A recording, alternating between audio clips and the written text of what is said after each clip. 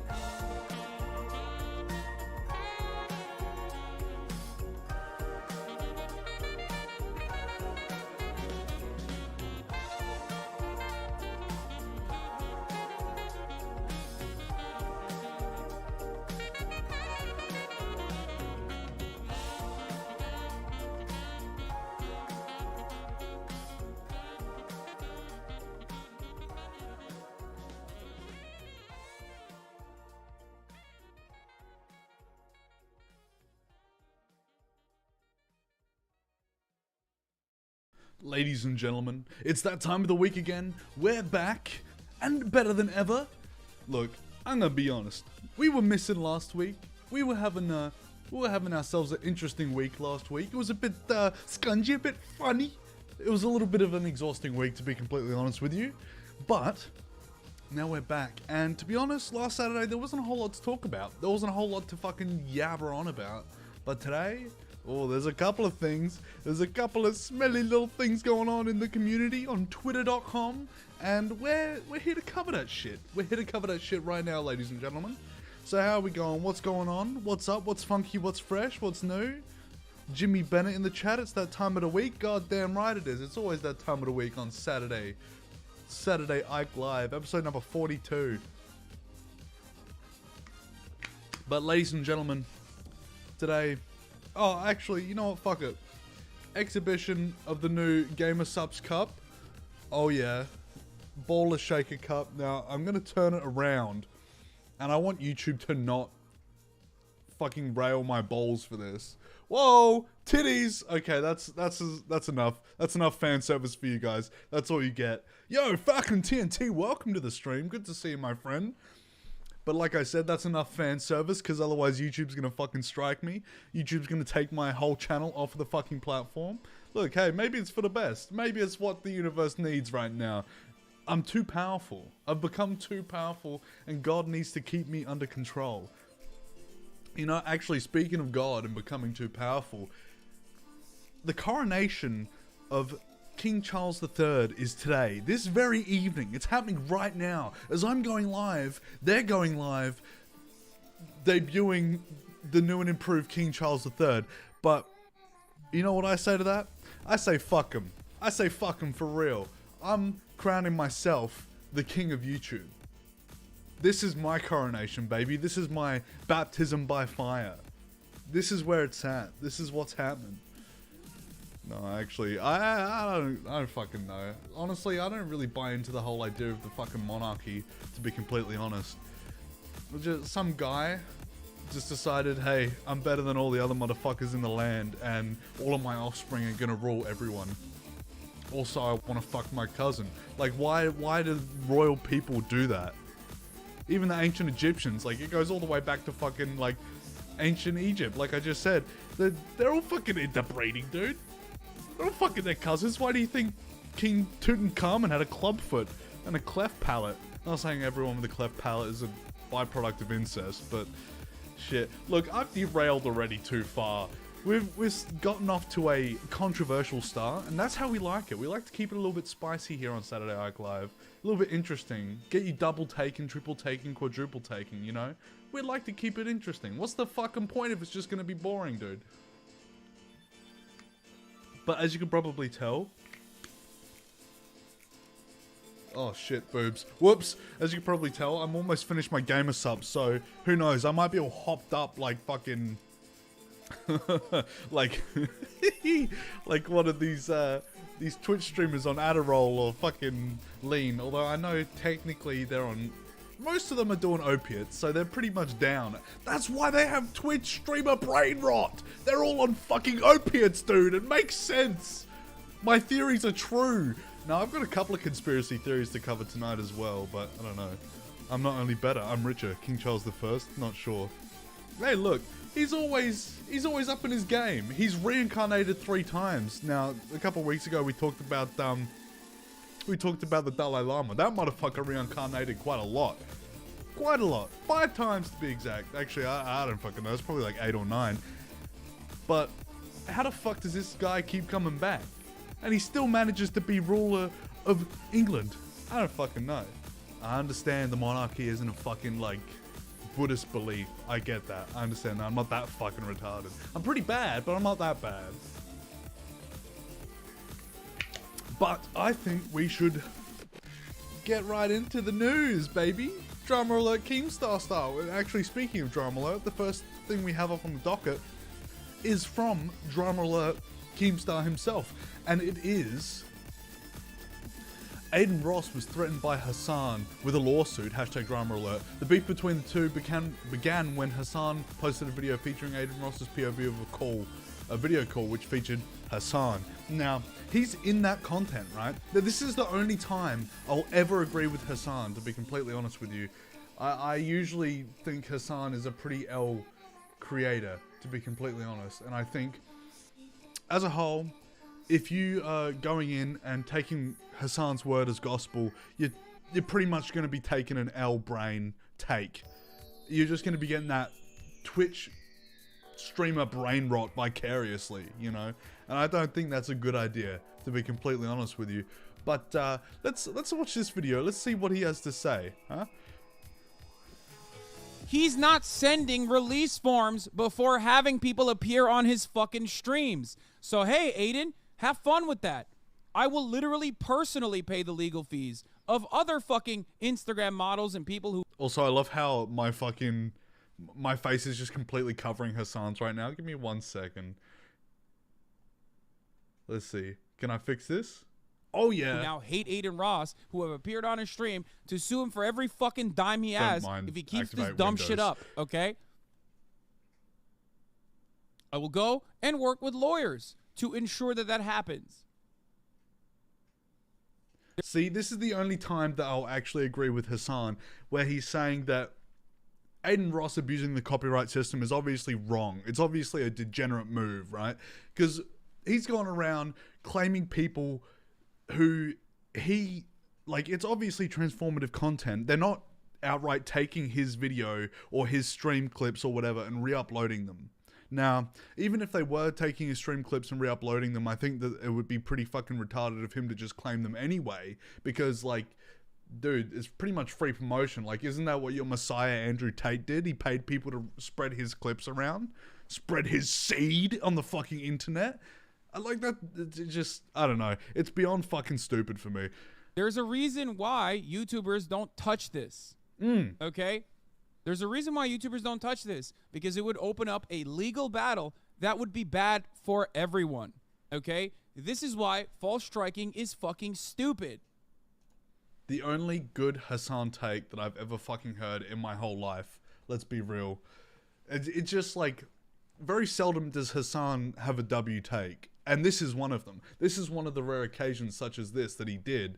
Now, what ended up happening was, I don't know why, but Aiden Ross is just running around copyright claiming fucking anyone he can at this point. He's just taking every opportunity to be like, I'm claiming that, I'm getting my money for that, my face is in that, my face is in the thumbnail, I'm fucking claiming that. Now, he claimed a small YouTuber, I say small YouTuber, but motherfucker's like 10 times, 100, 1,000 times the size of my fucking channel.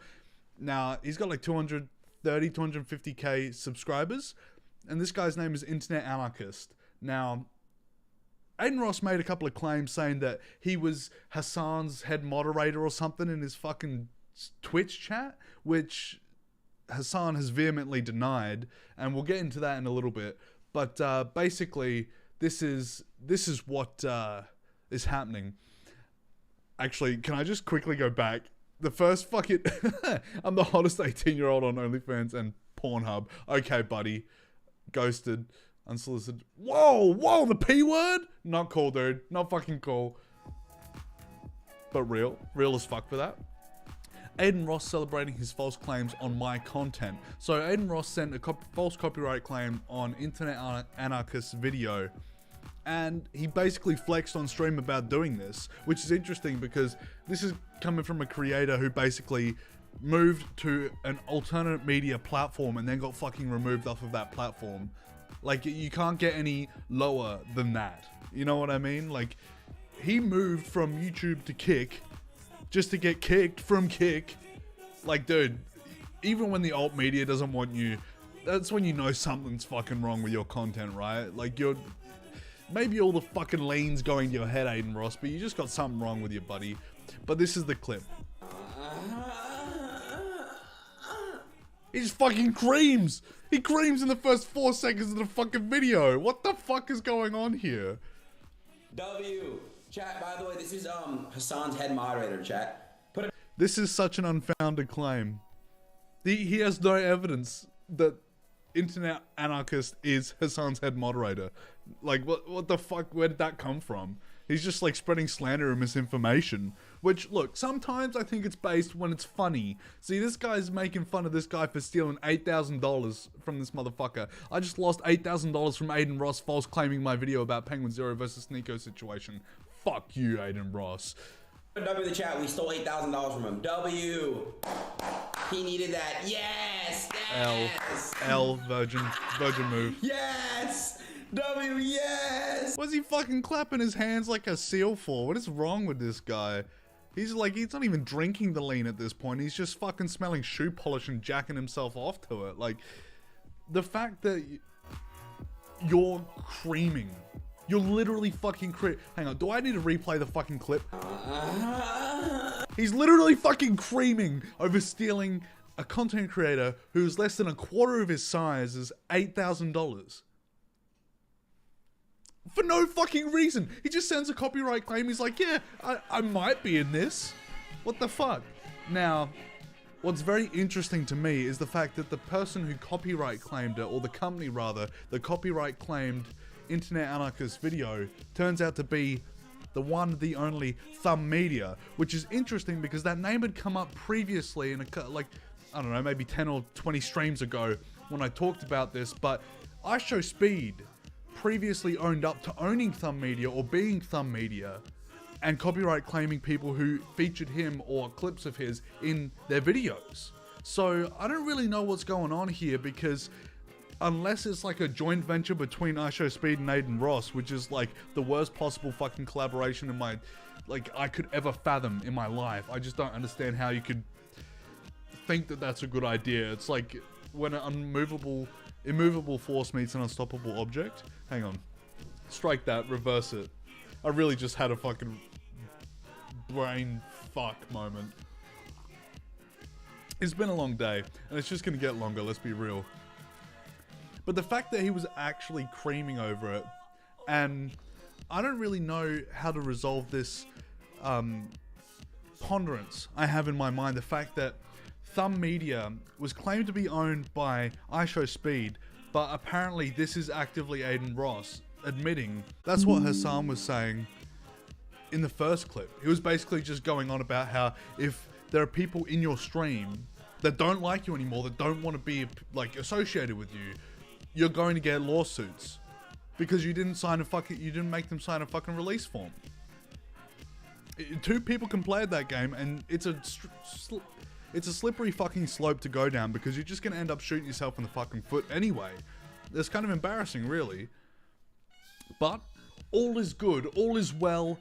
The world is finally at peace again, because Aiden Ross apparently folded, thanks to everyone who helped raise awareness on this situation. From bragging about stealing 8K from me to quietly folding behind the scenes, these last few days have been a ride. Video coming soon. Yeah, go the little guy, fuck yeah. We up, ladies and gentlemen. Internet Anarchist is taking dubs. Yeah, take the fucking L, Aiden Ross. Suck a bag of dicks, buddy.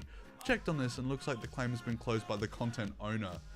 Now, the fact that they have to say that is the content owner is kind of scungy, but I understand where YouTube stands. Like, when they come in and they're like, they have to be bipartisan, otherwise they have the opportunity to get a fucking lawsuit against them. That is also a very slippery slope, because once you start suing the company that hosts your content, well, you're just going to be fucked from then on out, aren't you? It's just over for you, buddy.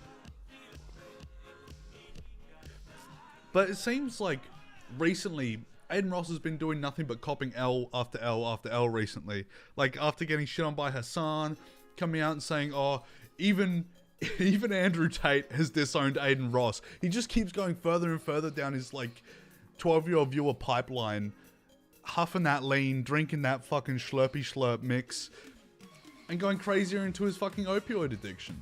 Like, imagine being so bad that even Andrew Tate decides to distance himself from you. You were not halal enough for Andrew Tate. Like, that's kind of embarrassing. Like, it just gets to the point where you really got to step back and consider what you're doing with your fucking life. That's coming from a fucking guy with a fedora on the internet, you know? Like, god fucking damn, dude. Now, don't mind me. Bear with me while I make my gamer schlups. I'm just building a little potion here, ladies and gentlemen. I gotta keep recharged. I gotta keep refueled, you know what I'm saying? Gotta keep it going. Keep the steam train going, baby. But hey, look.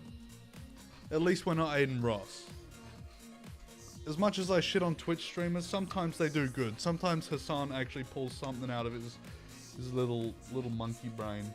Watch me get on fucking some kind of stream clip shit and Hassan calls me out on Twitter or some shit. Wouldn't that be great? Let the man cook.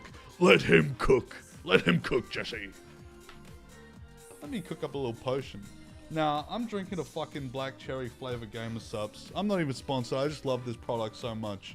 That sounds like something someone sponsored would say, but I'm not, I swear to God. Ah, not the titty side. Not the titty side. Almost got exposed by myself there, dude. I do be doing it to myself these days, let's be real. But it's the black cherry flavor. It's pretty good. It's pretty good. The cherry lime flavor is kind of better, but I decided I'd try it. There's not so much zang to it, you know? It's not so much flavor. But it's still good. It gets the job done. It's still sweet. Hard to address. Whoa, okay, I almost fucking pre-fired on the next docket. Now, I'm gonna go on a little bit of a side tangent, right? So, basically, what some people are saying, now this is about our one and only largest content creator on the platform, or not so large anymore, Nikocado Avocado, apparently has lost like 20 pounds or something like that. Like, lost a crazy amount of weight. Now, there's a theory going around, and I don't think it's so much as a theory as it is probably the reality of the situation. So people are saying that when Nikocado Avocado started making content, right, he was fairly skinny. He was a healthy fella and promoting veganism or vegetarianism. I can't remember which one, but they pretty much overlap in my brain. But he was promoting that, and eventually got to the point where he was like, fuck veganism, dude. I'm gonna do 20 Big Mac mukbang videos and stuff my face and dip that shit in cheese sauce. And it's the slow decline mentally and physically of Nikocado Avocado to the point where he can't play his violin no more. He can't even fucking walk, dude. He has to ride around on a little fucking mobility scooter like a grandma, dude. But it got people thinking, because he recently lost a whole bunch of weight. People are like, hang on, maybe there's something here, right? Maybe he knew how to lose the weight because he was so healthy beforehand, right? He knew exactly how to lose the weight. So he comes in, he plays this character, and it's some kind of weird social experiment. He's playing the long game, right? For the last 4 years, he's been playing this big brain fucking social experiment, puppet master controlling the strings type shit for the last 4 years. And he put on, like, he looks like he ate himself in weight and put that weight on. Now, I think that this is actually probably the more likely option, or the more likely possibility of what is actually happening to Nikocado, because from the start, I knew something was a little bit off. I could tell that there's no way that this could actually be him the way he's acting, right? Considering how he was beforehand. Unless he literally just fucking, something switched in his brain, he went real content pilled and went fucking crazy. I think it's more likely than not that he's just like playing this character up for attention, and he knows how to lose the weight, and he's just gonna shed all that weight and be like, you were all fooled. This is all just for a fucking like ploy. And if so, he's the greatest fucking character actor ever to exist on YouTube or ever, like ever, anywhere. Motherfucker, give Nikocado Avocado an Oscar right now. Somebody call them up.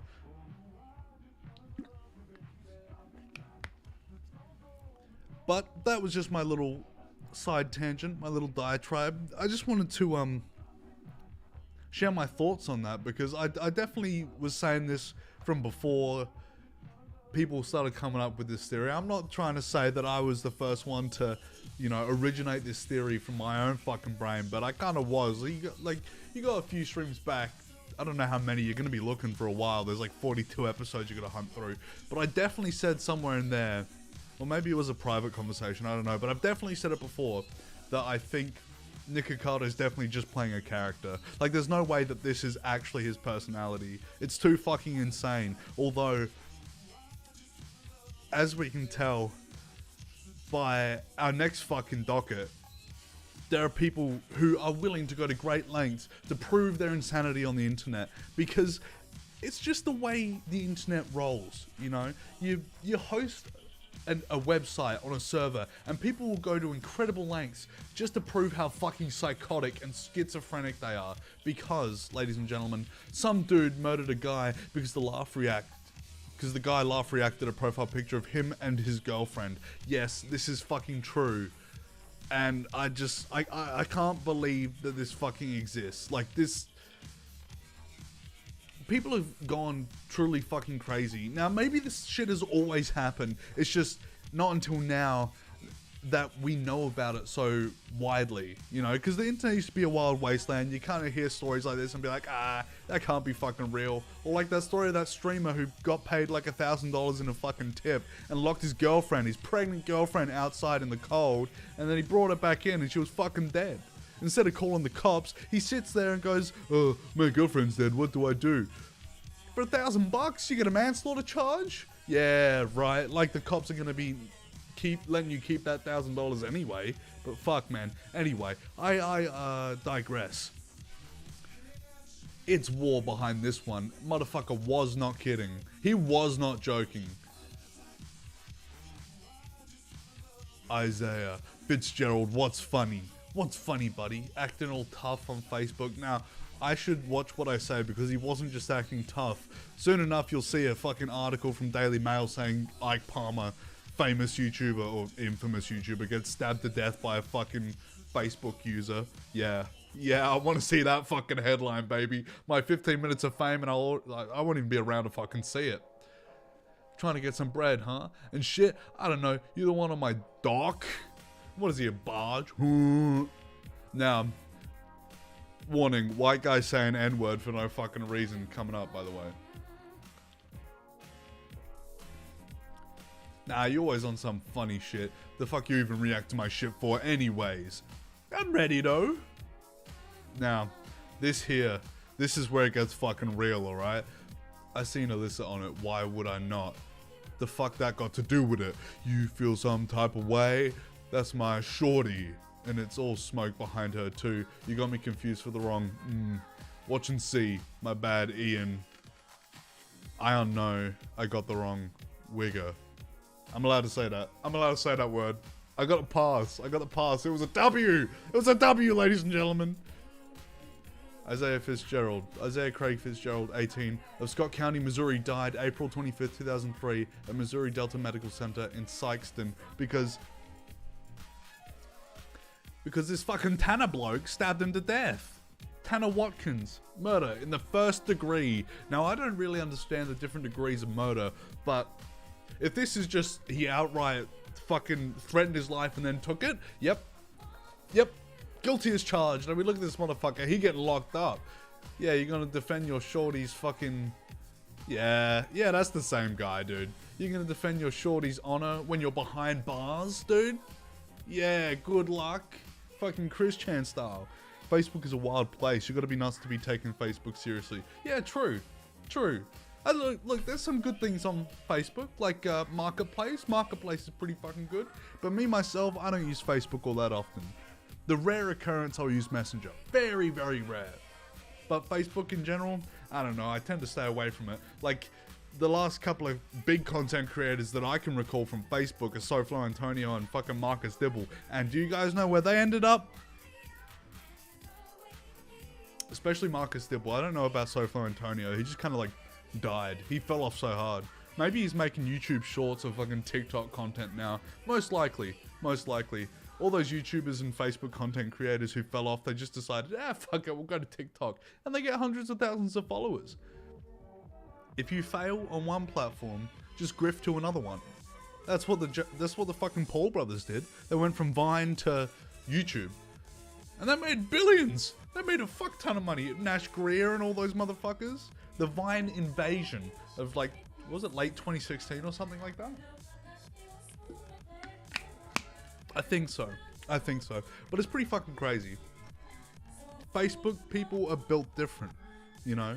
Twitter, you're schizophrenic, but you keep it to yourself, you know? You're talking to the voices in your head that aren't there. Facebook, you're talking to the voices that you think are there, you know?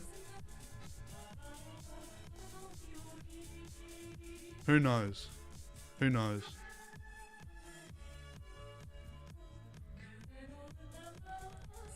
Who fucking knows, man?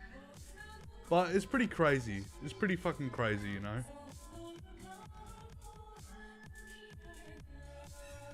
I just don't think people can be so brash on the internet. Yo, Maddie, what's up?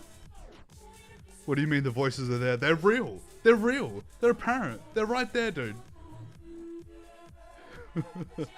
But, like, I don't know. I understand the utility of Facebook as a tool, right? I understand being able to communicate with people on the other side of the world, but maybe that's to our detriment. I don't know. Maybe social media is not a great idea in general. Here I am using a social media platform to stream myself live. Yeah, okay. Not hypocritical at all. Lol.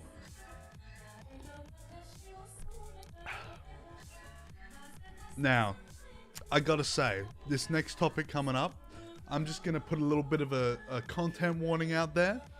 Sometimes content creators do irresponsible things. Sometimes content creators blame their irresponsible actions on illicit substance abuse. Now, this next content creator we're gonna be talking about is controversial. Very controversial.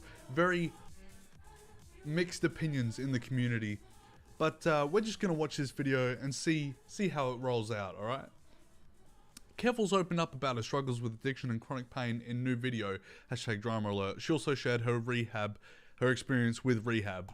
What exactly the issue was? My GP started prescribing me Percocet. Over time, I started to develop a tolerance to Percocet. I started doing more and more opiates. This motherfucker's future. And then eventually, I started doing so much that I was running out of my prescription. I started to realize I was developing an addiction. And I went to my GP and I told my GP this. And he just said, don't tell anyone because they won't prescribe you opiates anymore. So well, maybe that's not a horrible idea. If you're getting addicted to an opiate, stop doing opiates. Like, I'm not saying it's Careful's fault. I'm just saying, like, god damn, if your GP's telling you not to tell anyone. Now, I don't know what their underlying medical condition is, but I can understand the benefits of opiates. And I can understand the difficulties of addiction. Motherfucker right here smokes cigarettes, you know? Shit's hard to give up. Nicotine's the worst. Obviously not as bad as opiates, but it's pretty fucking hard to give up, you know? So I just kept doing Percocets. And then eventually one of my friends, they were down on their luck. They just became homeless and they were trying to get clean off meth. So I let her stay at my house because I didn't want her living on the streets. She taught me how to shoot up. And I moved from doing Percocets to doing hydromorphone. I started doing that a lot, and then eventually... What the fuck is that? Hydromorphone? What happened was that my ex found out that I was going to my dealer's house to buy heroin, and they got so mad, they punched a brick wall and broke their fist. And that was kind of a wake-up call. Damn. The people in my life were terrified of the path that I was going down. Instead of going cold turkey, and instead of doing heroin, I went to OATC, which is the Ontario Addiction Treatment Center. I was gonna say, if you're gonna try and quit, like, hardcore opiates like that, cold turkey, good luck. I don't think it's entirely possible. You definitely need some way to wean off, to slowly get back into normalcy, as opposed to, because, like, you can't just fucking quit that shit cold turkey. Any addiction is hard enough to give up cold turkey, you know? It's the government-funded methadone clinics. So every morning, I would get up, I'd walk to the methadone clinic, I'd pee in the cup, I'd get my methadone, and I'd go to work. I was able to taper myself down and get off That's drugs. the way you do it. But the problem was is that the chronic pain issues I had didn't go away. And once I was off those, I couldn't work anymore and I had to quit my job. Eventually, after going to so many doctors... Now, that's all we have for the clip, but interesting sidebar about Keffals. Tipster has been going kind of crazy over Keffals recently. He left the traditional commentary community to... because he wasn't enjoying the way he was being treated, right? Which I thought was kind of interesting, but let's see if I can find this tweet, because Keffals is an interesting content creator because it's very divisive, a very divisive person, and Tippy's just been doubling down on the Keffals side, right? And I can understand where he's coming from, but look, he's really doubling down. He's really doubling down on the Keffals side of things. So goodbye, Tippy. Come back soon, Tippy. We miss you. We miss you, brother. But hey, if he's doing what he feels like he needs to be doing and he's making content on the internet and he's enjoying himself, that's all that matters, right? Living the best life that you possibly can. Let's be real. Let's be real. But some people are going fucking crazy about this on Twitter. Like, the infamous Leah something. She was talking about how, let's see if I can find it. Let's see if I can find it. I have to do some research on the fly because I wasn't really planning about talking about this, but it kind of just came up. God damn, this motherfucker tweets a lot. Okay, alright, here we go. Literally, this was 9 months ago. Keffals was calling Ricky Berwick a person of whom which Tipster considers a close friend a neo-Nazi. Also, that the crowd that Tipster all of a sudden wants to be a part of was supposedly calling him transphobic for even defending Ricky Berwick. So this is Tipster making content against Keffals, right? And now he's suddenly grifted to the other side of the fence, you know? It's kind of... See, it's deleted. It's deleted. Keffals is big mad, lol. He deletes the fucking video. He's just going on a little grift. He's changing sides, so to speak. Now, it's kind of like, people can change, people can evolve, people can learn and change their fundamental worldviews. But when it happens like that, I don't know. I feel like he just feels like he was shunned out of the community, which he wasn't really. Like, obviously, I don't know from his perspective because I'm not Tipster. But it just seems like he's going, yeah, these guys are being shit to me, so I'm just gonna switch sides. I'm gonna swap sides, dude. Fucking baseball Wii style, you know?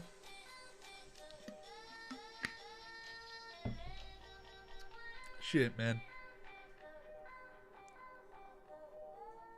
But it's just interesting to have people completely swap sides.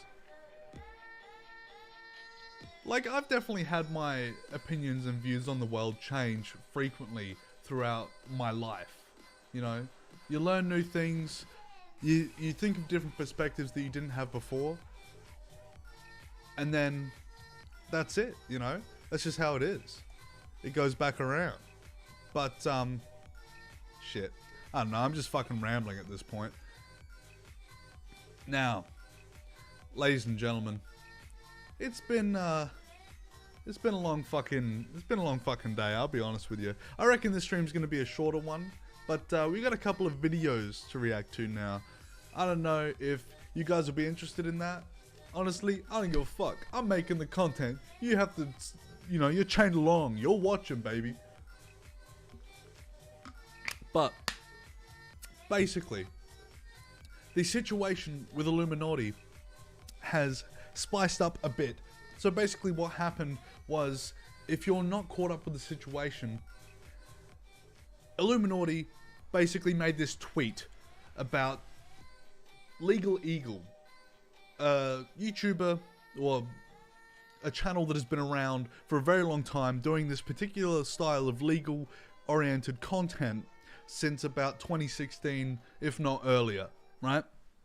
And iiluminaughtii made this tweet basically saying that they are ripping off her editing style, and one of their editors was pretty much broaching her editors in her Discord server just to take her visual style away from her, right? And this is styles that has been around for fucking ages. Shit that I've seen on YouTube since before the fucking dark ages, you know what I'm saying? But it gets deeper, right? Because a whole lot of people have decided, because of this instance, to air their grievances with iiluminaughtii. And it isn't looking good for her, to be completely honest. Now, we got a bit of a longer video to react to here, and we're just going to break it down step by step. I'm going to put it on 1.25 speed, and this is from a YouTuber called The Click. Now, if you're not aware,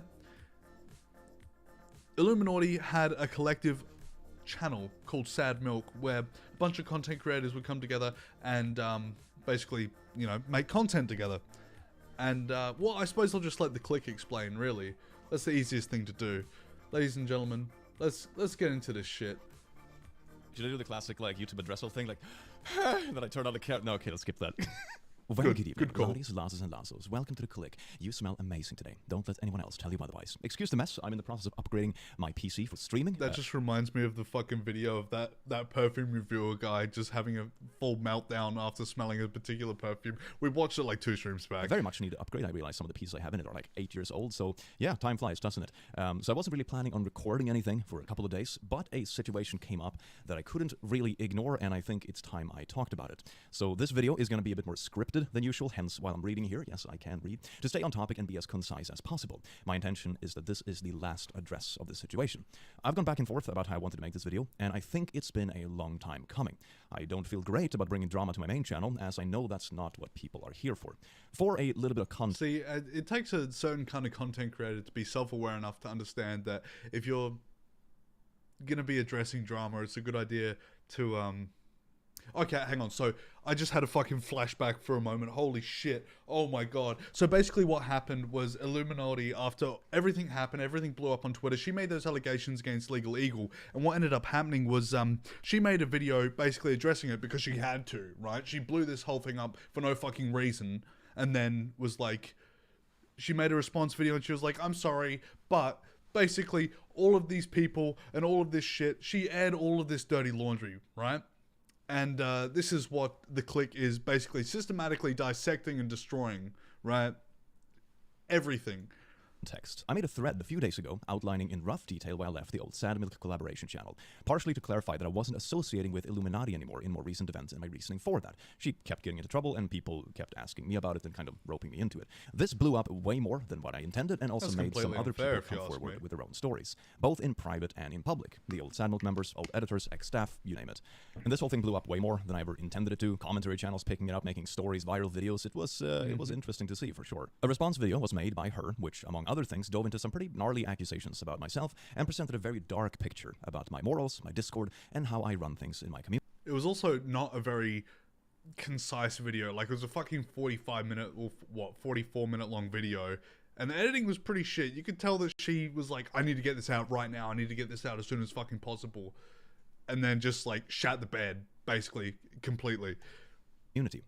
I wrote out a few different scripts for this video, some of them very long and extensive, but after some reflection I realized I don't want to drag this out. I'm not a drama channel and I don't work with hit pieces. My main grievance with iiluminaughtii wasn't necessarily the behavior that made me leave. It's in the past and she lost many friends over it. I think I can let that speak for itself. My main grievance was her insistence to create new rumors and slander about myself, one topic, and others after we left, and how she wouldn't leave us alone. And all I have to say is that this is just building a consistent pattern of behavior.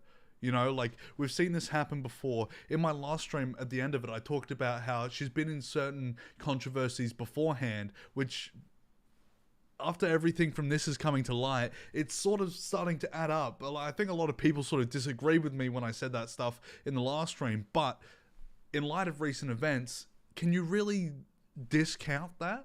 You know? Like, it just... People disagree, and they're fine. They're allowed to disagree. I understand. But I just think, I got more merit. I got more weight to punch around than people think, you know? I know shit. This was super hard to address in any capacity, as she rarely made the accusations directly, always talking through someone else's mouth or hyping up some young impressionable fan or associate to the point they would try to expose me, or simply vague posting on Twitter with very suggestible timings. I will reference all of this later on in the video. Very easy for me and my colleagues to tell where all this was coming from, but really hard to actually prove to an outside audience, therefore almost impossible to defend yourself against. The talking points she tried so hard to sneakily spread for the longest time are actually the exact same talking points she brought up in her video.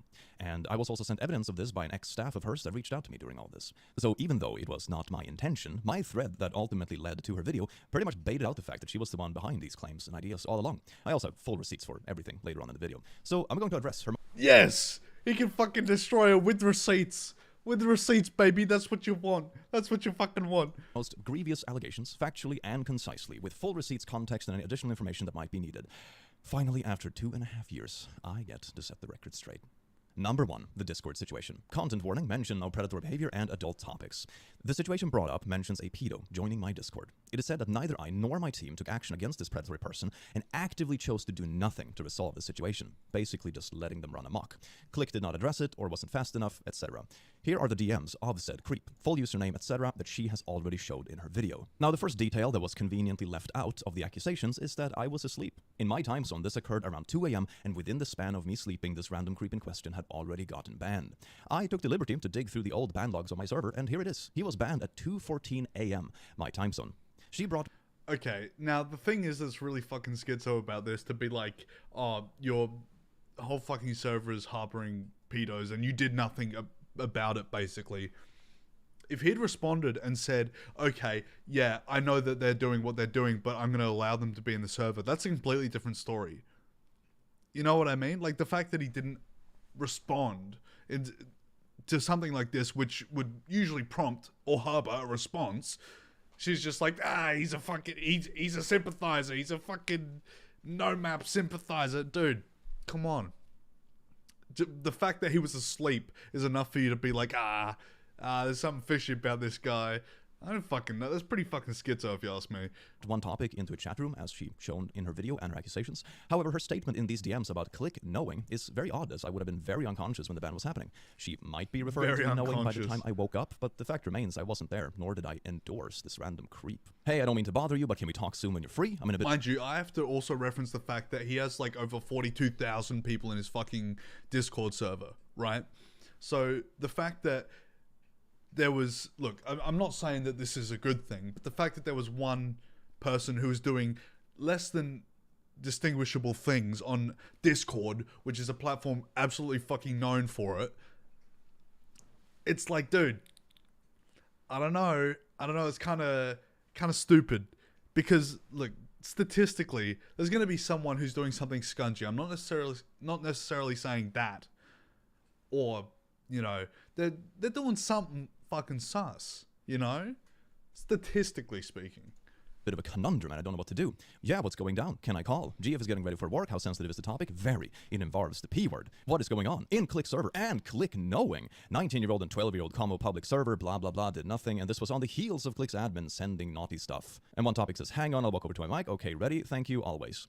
But as stated, a ban was already issued before I even woke up, about 14 hours before Blair brought this up with OT, if her timestamps are correct. So this was actually not a ban I was even personally involved with. It's also important to note that this is, sadly, the norm. Our server alone has 44,000 members and almost 3,000 bans. It is a well-known fact that Discord has real problems when it comes to exploitative individuals and communities using their platform. We as creators do our best to clean this up as well as the platform teams. Neither I nor my team condone this sort of exploitative behavior and do our best to address it when it comes to attention. This isn't a Click's Discord issue, it's a Discord issue. By the time I woke up, the staff spaces were in chaos. I assume she had asked her crossover staff to leave my server after the two teams clashed, fighting, tossing around odd allegations, and blame. Keep in mind, the creep that joined the VC was already banned for many hours. And this is what I saw when I woke up in the morning. Tons of messages and staff chats, arguments, white names from people leaving. I tried to get an explanation to what had happened, and it took me a good few hours to dig through everything, talk to people, try to de-escalate, and evaluate who had done wrong, and so on. The situation recap wasn't exactly presented to me on a silver platter.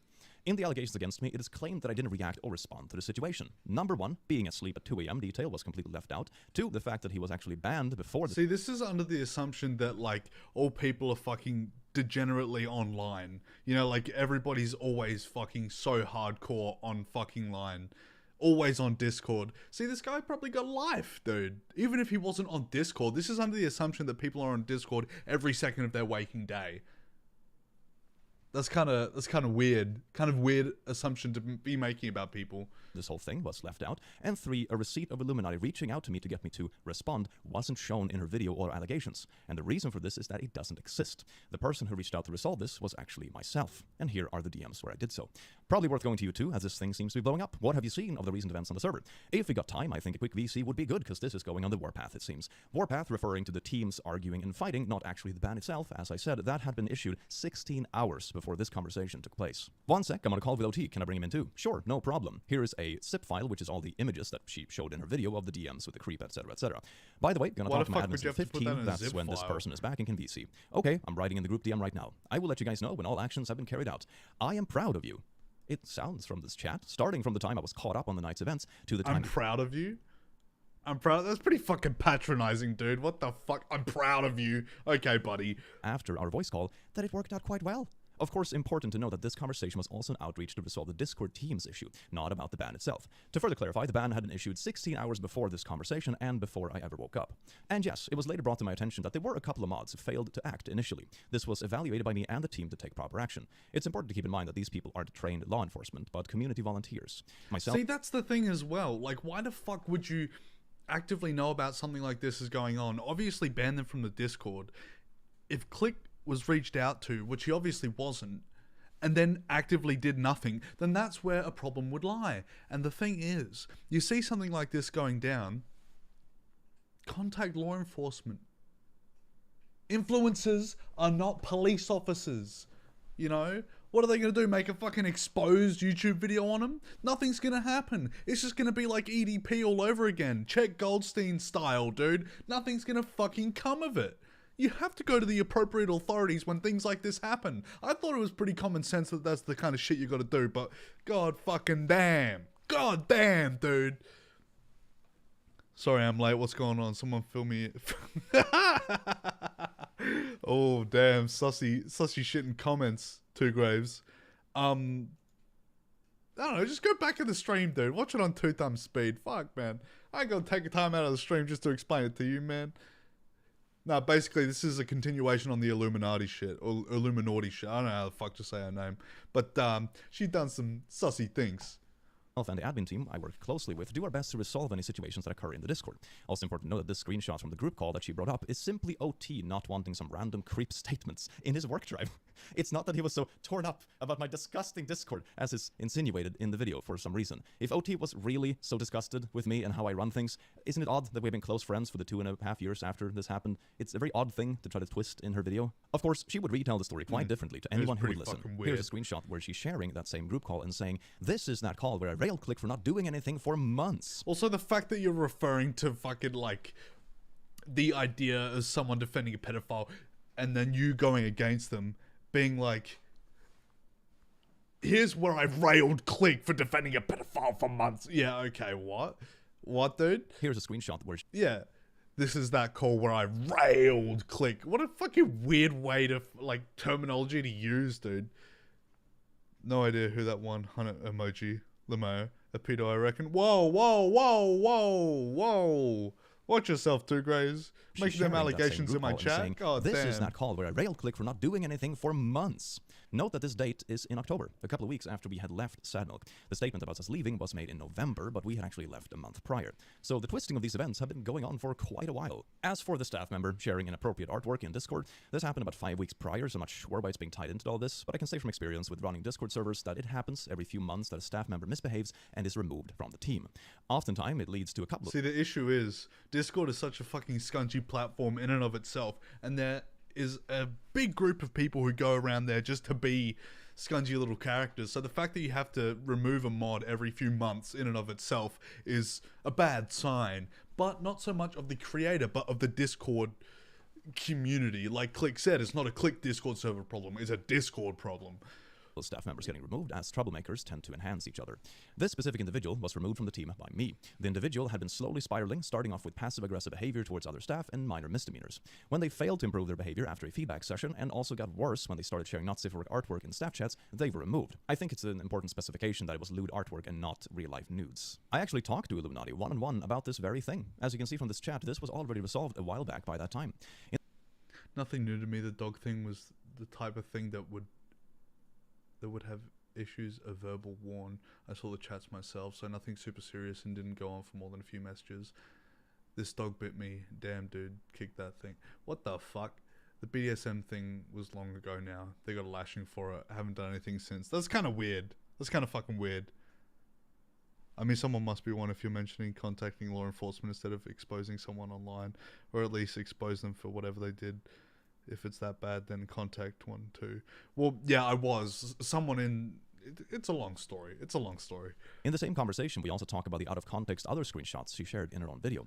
It's odd, if she wanted to paint a full picture of these events, she didn't include my own words on the matter, but just insinuations. Words she had access to this whole time. We did set up a rule set after the event occurred that the mod chat should live up to the same standards as the rest of the server rules, to avoid people getting carried away with their friends in mods chats. Furthermore, the individual support took were directly talked to and accepted that what they had shared wasn't server appropriate. I do also believe we demodded one of the instigators, who was a bit of a troublemaker, but it's a long time ago, I don't recall the names. Again, this is a situation I personally addressed once it was brought to my attention. Oh, mind you, can I also just, like, bring up the fact that this was, like, 3 years ago? We also talk about the out-of-context other screenshots she shared in her own video. Okay, it's buddy. odd, if she wanted to paint a full picture of these events, she didn't... But it's a long time ago, I don't recall the names. Again, this is a situation I personally addressed once it was brought to my attention. It sadly happens sometimes that people in your community do or say things that you yourself don't endorse or stand for. I think every creator can relate to that fact. I think it's about how you build your community in general, what values you endorse, and how you act when Schizophrenic situations happen. parasocial Because relationships situations will be happen. like... And to be clear, the chats were cleaned out because I wanted to ensure the chats were as safe as possible. In retrospect, I do believe the situation escalated to the point it did, so she could replace my staff and have more control over my Discord and community. But it's hard to tell if it's intentional or a byproduct of just constant conflict escalation and nitpicking. And if you still... Look, I hate to say it, and I'm going to sound like schizophrenic conspiracy theorist because that's what we do here on the Ike Palmer channel, but it's entirely possible, judging from her previous behavior, that her whole idea and plan going into this was to basically do a fucking, what is it called, a coup of the Discord server and raise hell, get rid of all of his mods and be like, now my mods are in and now I run the server. I'm the big shot now. Don't believe me? You can check out my Discord yourself. It's linked in every description of my channel, and my staff and I do our best to make it as wholesome and supportive as possible. We have chill chat rooms, meme channels, a Minecraft community server, art contests, edits and fan art sharing, stream clips channels, you name it. It's okay, I will say, I feel like this is a bit too much of a plug in a video that you're trying to defend yourself from allegations of some sort, you know? You don't really go ahead and plug your Discord server in the middle of a fucking video like this. Just saying. Just saying. From what I get, someone did something, then someone got blamed for it, and someone exposed them, and someone is saying... no, that was something else someone did. Someone. Hey, look, you're pretty much on the right track. You're pretty much on the right track. It's just these, schizo internet people be like... It's a good vibe. So I'm surprised it's being painted in such a dark way when it's right there. You can actually just go look. Nice little Discord plug. Hashtag sponsored by Okay, Discord. he's self-aware. Number He's self-aware, 2. ladies and gentlemen. It's fine. It's fine. It's all right. Using abhorrent language. Content warning, mention of slurs. I will be brief here because there isn't really much substance. She claims I was tossing around slurs when gaming with friends. The only evidence she has in a group chat where she's talking to... Oh, bro, he said the word. He said the fucking gamer word. No way. When he was playing Valorant with his friends. Internet drama cringo. Yeah, real. Among a few others. So it isn't an actual receipt of anything I did or said. It's not even... See, the whole point is just to sit back and laugh. Because who the fuck, like, what the fuck is this shit anyway? It's so ridiculous. It's gotten so blown up. Mind you, I have to remind you that all of this came to light and became an issue because of iiluminaughtii or Blair trying to expose another YouTuber for copying her style, which has been a very popular style in YouTube videos for God knows how fucking long. Like, how does it escalate to this point where you just bury yourself continuously, bringing up unnecessary shit just to get disproven? It's all a mind game. It's 10 steps ahead. iiluminaughtii's playing fucking 4D chess, man. It's just to get the views. It's just to get the clicks. Yeah, let's have a look at her fucking social blade, shall we? Let's see if it's really working out for her. Let's have a look. Let's have a little Google.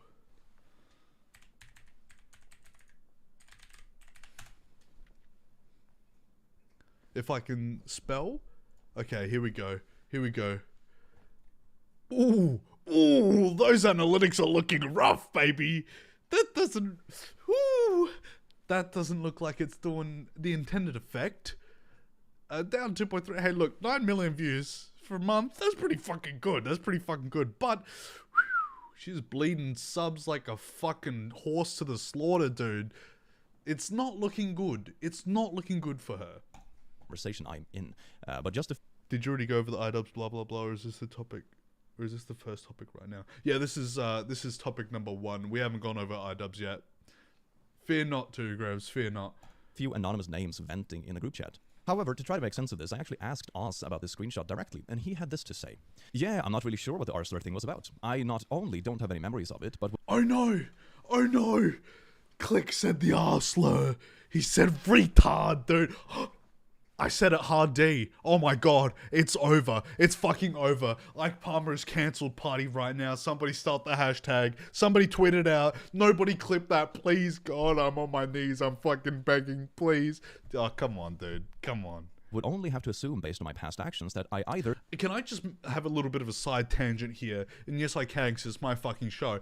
But I don't understand the concept of the word retard being such a no-go word, because if you think about it like that, imbecile, moron, other words like that, even idiot, should be no-go words for the exact same reason, because they were used to classify different levels of intellect, right? And if I remember correctly, imbecile was a word that was basically created by a eugenicist trying to stop, like, there's certain levels of basically mental handicaps, and if you're an imbecile or a moron, an imbecile is someone who shouldn't procreate, and a moron is someone who is slightly above that, who probably could be able to, but is still mentally deficient, you know? So it's literally terms made up by a eugenicist. So if you're not going to use the r-slur, you gotta be pretty even with your deliberation of this you know, word banning, in my opinion. Just in my opinion, that's all I'm saying. A. Over-embellish to further feel accepted of the tone of one instance, never of course realizing the damage it would cause. I'm sorry about this if that is the case. B. Blair and I had discussions in relation to this and had created a behind-the-scenes narrative of what to say. This was also very common when we lived under the same roof. C. There was... Okay, so basically, Blair has gone to the point where we need to create a narrative to destroy Click. We need to write this story that will absolutely bury his fucking career. How can we accentuate things that have happened or may have happened or probably didn't happen and accentuate them in a way that we can absolutely fucking body this guy, absolutely destroy his fucking career? Now, if you have a look, this is fairly fucking well received. You know, he's getting pretty good support. I mean, 801,000 views in 3 days. That's not fucking bad. I was also watching how Blair would twist and omit truth to people. While I don't have any direct proof of this, I will say that watching Blair just say the right amount of truth to people to get the praise and admiration may have swayed me to do the same. Edit, there's also a chance that you said this like way back in 2019. I think the language I used in the group chat was more to put distance between us, not great on my part. It would have to be one of those, or a mix, honestly, because I don't... Who cares what you say as long as you don't use it in a hateful context towards people who might be offended by that word? Yeah, exactly. Context is important, and who you're using that word around and who you're using that word to. Such as if you call someone who's autistic / has Down syndrome. That's a very big gap, by the way. Just go from 0 to 100. Okay. A retard, then yeah, that's fucked up. If it's friendly banter, who gives a flying shit? Yeah, exactly. Context is incredibly fucking important. Incredibly fucking important. Remember you saying it. Not saying it didn't happen, of course, but I don't have any memories of it. I'm sorry for the pain that comment cost, man. Apologies will never, of course, repair the actions that I have made. But I will say, from the I'm other sure side of the fence, it's kind of one of those things where it's like, if you don't feel like you're comfortable enough to say it, that word, to one of the people who would be offended by it, then maybe you shouldn't say the word at all, right? Which I kind of understand that school of thought, but like I said, with this particular word, the r-slur, so to speak, I don't really think that really merits complete banning, you know, considering I'm pretty fucking retarded myself. There's more shitty things I've done or said that honestly for the life of me can't remember. I got the pass, r-slur the N-word. The only evidence she ever gave us was, by her word, claiming that when the two of you were playing Dark Souls 3, you referred to enemies or shadows or Ash as Enlets or something. As whatlets? Enlets. What is the what are they referencing here? Oh, okay, all right. I put the fucking pieces together then, and it took me a little bit too long. Okay, okay. something along the lines of that in December of 2019. This was not brought up until after. Oh, it was in Sandbox 2019. And to It be doesn't clear, count, I dude. don't hold a grudge Doesn't about this count. against Oz in the least. I can't say for sure, but to me it looks like Oz was just being pushed to prove That his was- loyalty that in a was way. joke. I That wish you was all the best, irony, man, by the and I way. hope you get to rebuild your channel or whatever you want to do with your life. Before we move on, I'm just going to point out some funny hypocrisy. She said she would never be friends with someone that used that language. Yet she regularly played games with me as a friend during this time, where I allegedly kept on saying these things. Which one is it? I don't think you can have both. And to add an extra Yeah, right? Would you not, as soon as it happened, actively take a stand against it, as opposed to just sitting back and being like, he said the N-word. I'll let it slide this time. But in 3 years' time, 4 years' time, when it becomes relevant for me to bring this back up again and be pissed off about it, that's when he's going to get fucked. That's when it's over for him, buddy. layer of transparency on my own behalf. I didn't actually know the R word could be considered derogatory up until maybe I'm autistic and confirm Ike has retard pass. What the fuck? What the fuck? What is that supposed to mean? I mean, you're right, but come on. What the hell, man? But also depends. Me personally, I'm autistic and I'm called that. And I couldn't care less, lol. I call myself that all the time just because I used to be called that.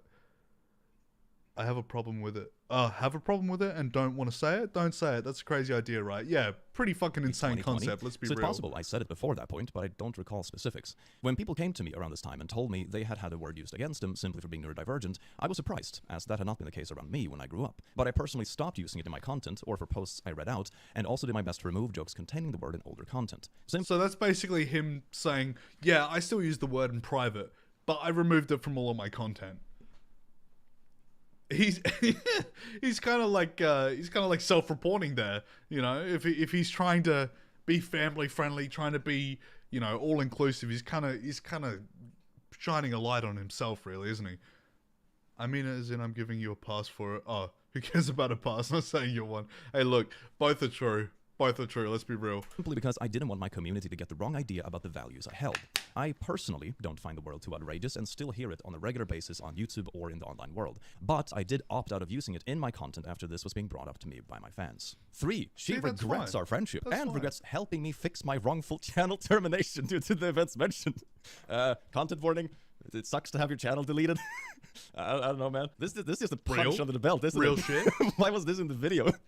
To be clear, my channel. This is so incredibly fucking irrelevant. Can I just preface this with saying that she claimed that she helped get his channel back?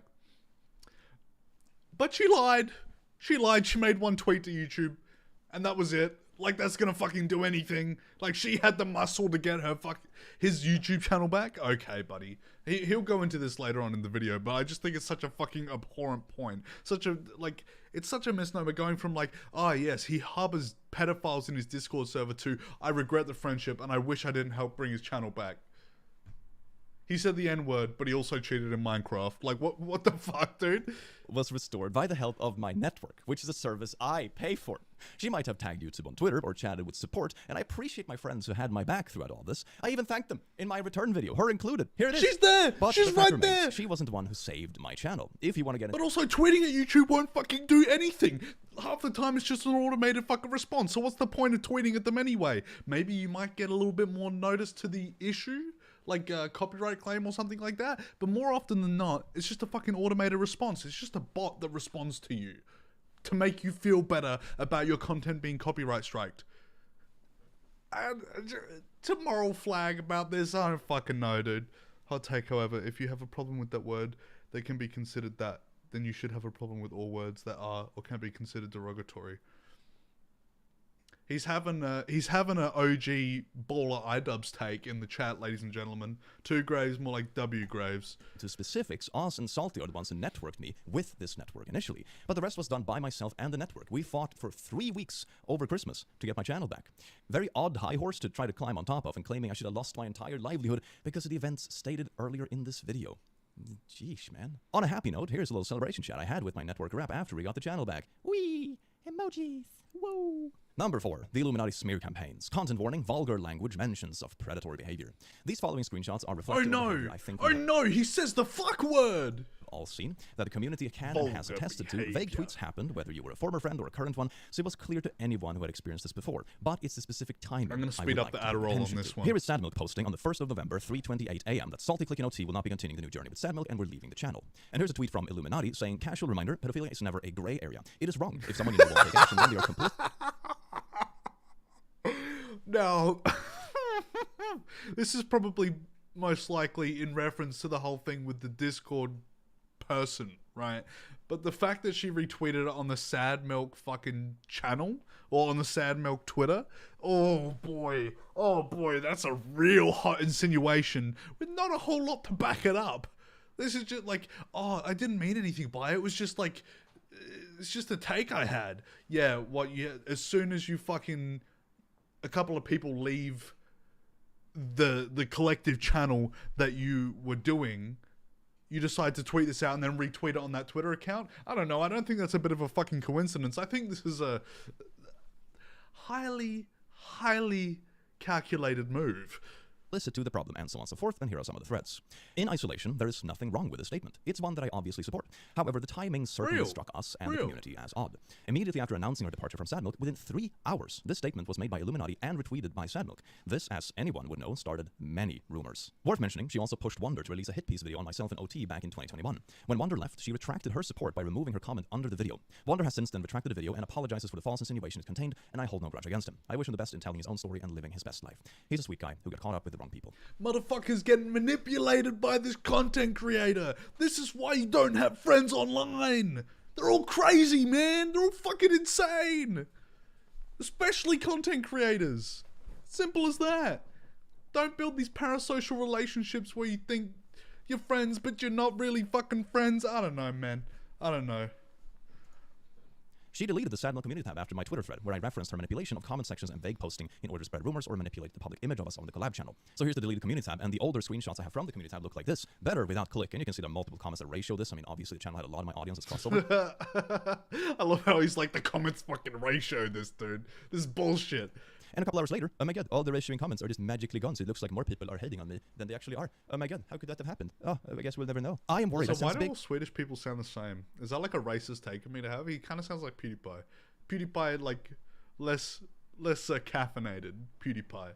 Drama, especially on Twitter. I didn't see the N-word in old videos. Just saying. Oh damn. Whoa. So sass, isn't it? And to clarify, back when I was a teen, I said some stupid things I'm not particularly proud of. Things I no longer support. The statement she vaguely refers to was me quoting and referencing a movie clip I liked 12 years ago. And at the time, I didn't really understand the concept of who can quote a bad word in reference to American culture. I am sorry about the statements, and I apologize to anyone who feels affected. I suppose you also have to understand the nuance of the fact that, like, he's so completely removed from that word in his culture, because he's Swedish, right? So he's so completely fucking removed from the idea of how negative that word actually is. You can kind of understand where he's coming from, right?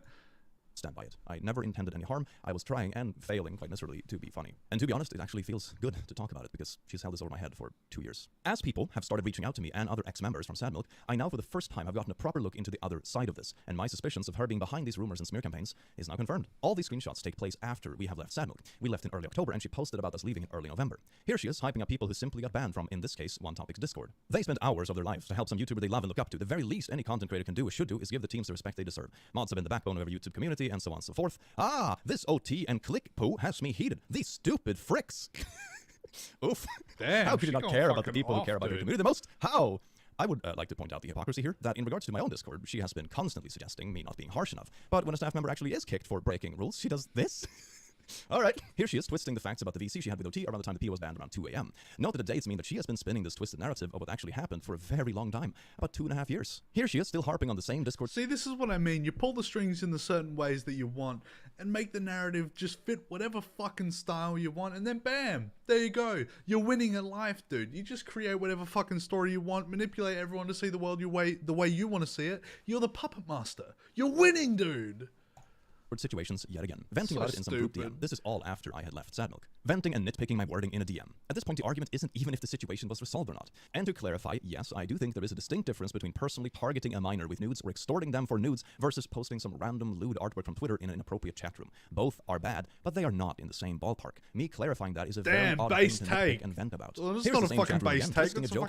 That's a lukewarm take. That's like a normal person take, dude. That video from myself and OT. Trigger warning, pedo stuff. We were watching an old video from OT and Click last night, and part of the discussion, they were discussing OT memes, and they made a driver of the free candy van joke. Holy po! What the frick? Ah, really? A white van joke is your banger evidence? I mean, as if the Discord stuff wasn't already misinterpreted and overhyped. Damn. So that one fucking joke that they made is enough to fucking tank their career.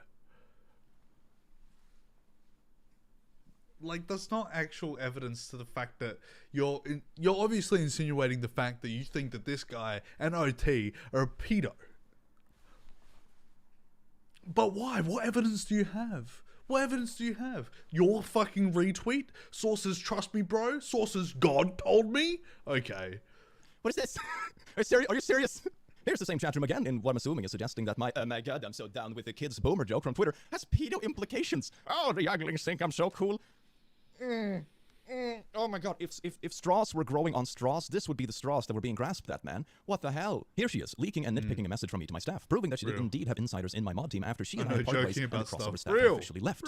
She says, yikes, and here is me saying that, oh yeah, you notice the staff has left again. Basically what happened is that OT and I left Sadmilk, it was becoming an increasingly tense environment with the group, and at the end of the day we had no real option but take a step back. With that change, not surprising that staff from Sadmilk was asked to leave, and I hold no grudge over it. The positive side to this is we will have more freedom within our own ranks to form this place as we want it to be without too much influence from outside parties. Hassan moment. Joking about pedophilia is too far, but jokes about 9/11 is fine, and so on. Yeah, well, I mean, look, it's kind of... I feel like they're very different ballparks, but shit, man. Paired with that, I will now have more time on my hands and I can help with day-to-day tasks. If you have any questions, feel free to ask in staff chats or DMs. I apologize for this rocky road, and I hope it will be easier in the near future. I will also book yet another meeting, Lamau, in the near future. Love y'all. He just lied to his staff about what really happened. What, I just said that people left? They did, though.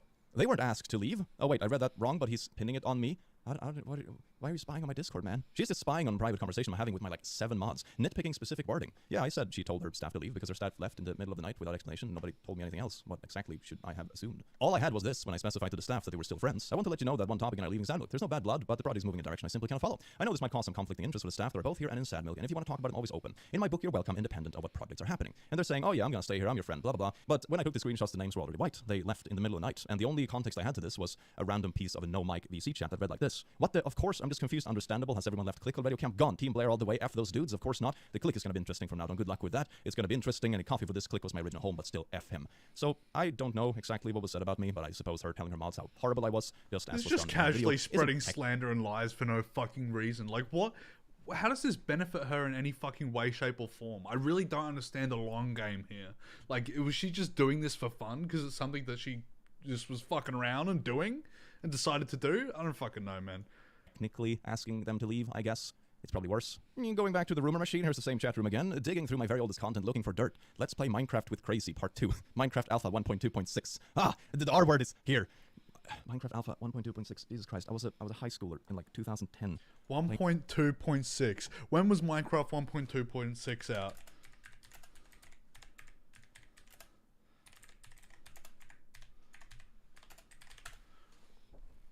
'2017, dude. Okay. And getting fucking all heated about Minecraft 1.2.6. Osler. 12 followers.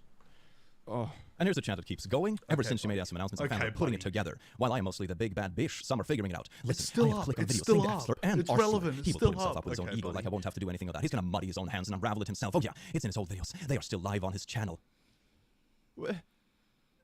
Hobbies are a good way to spend your time.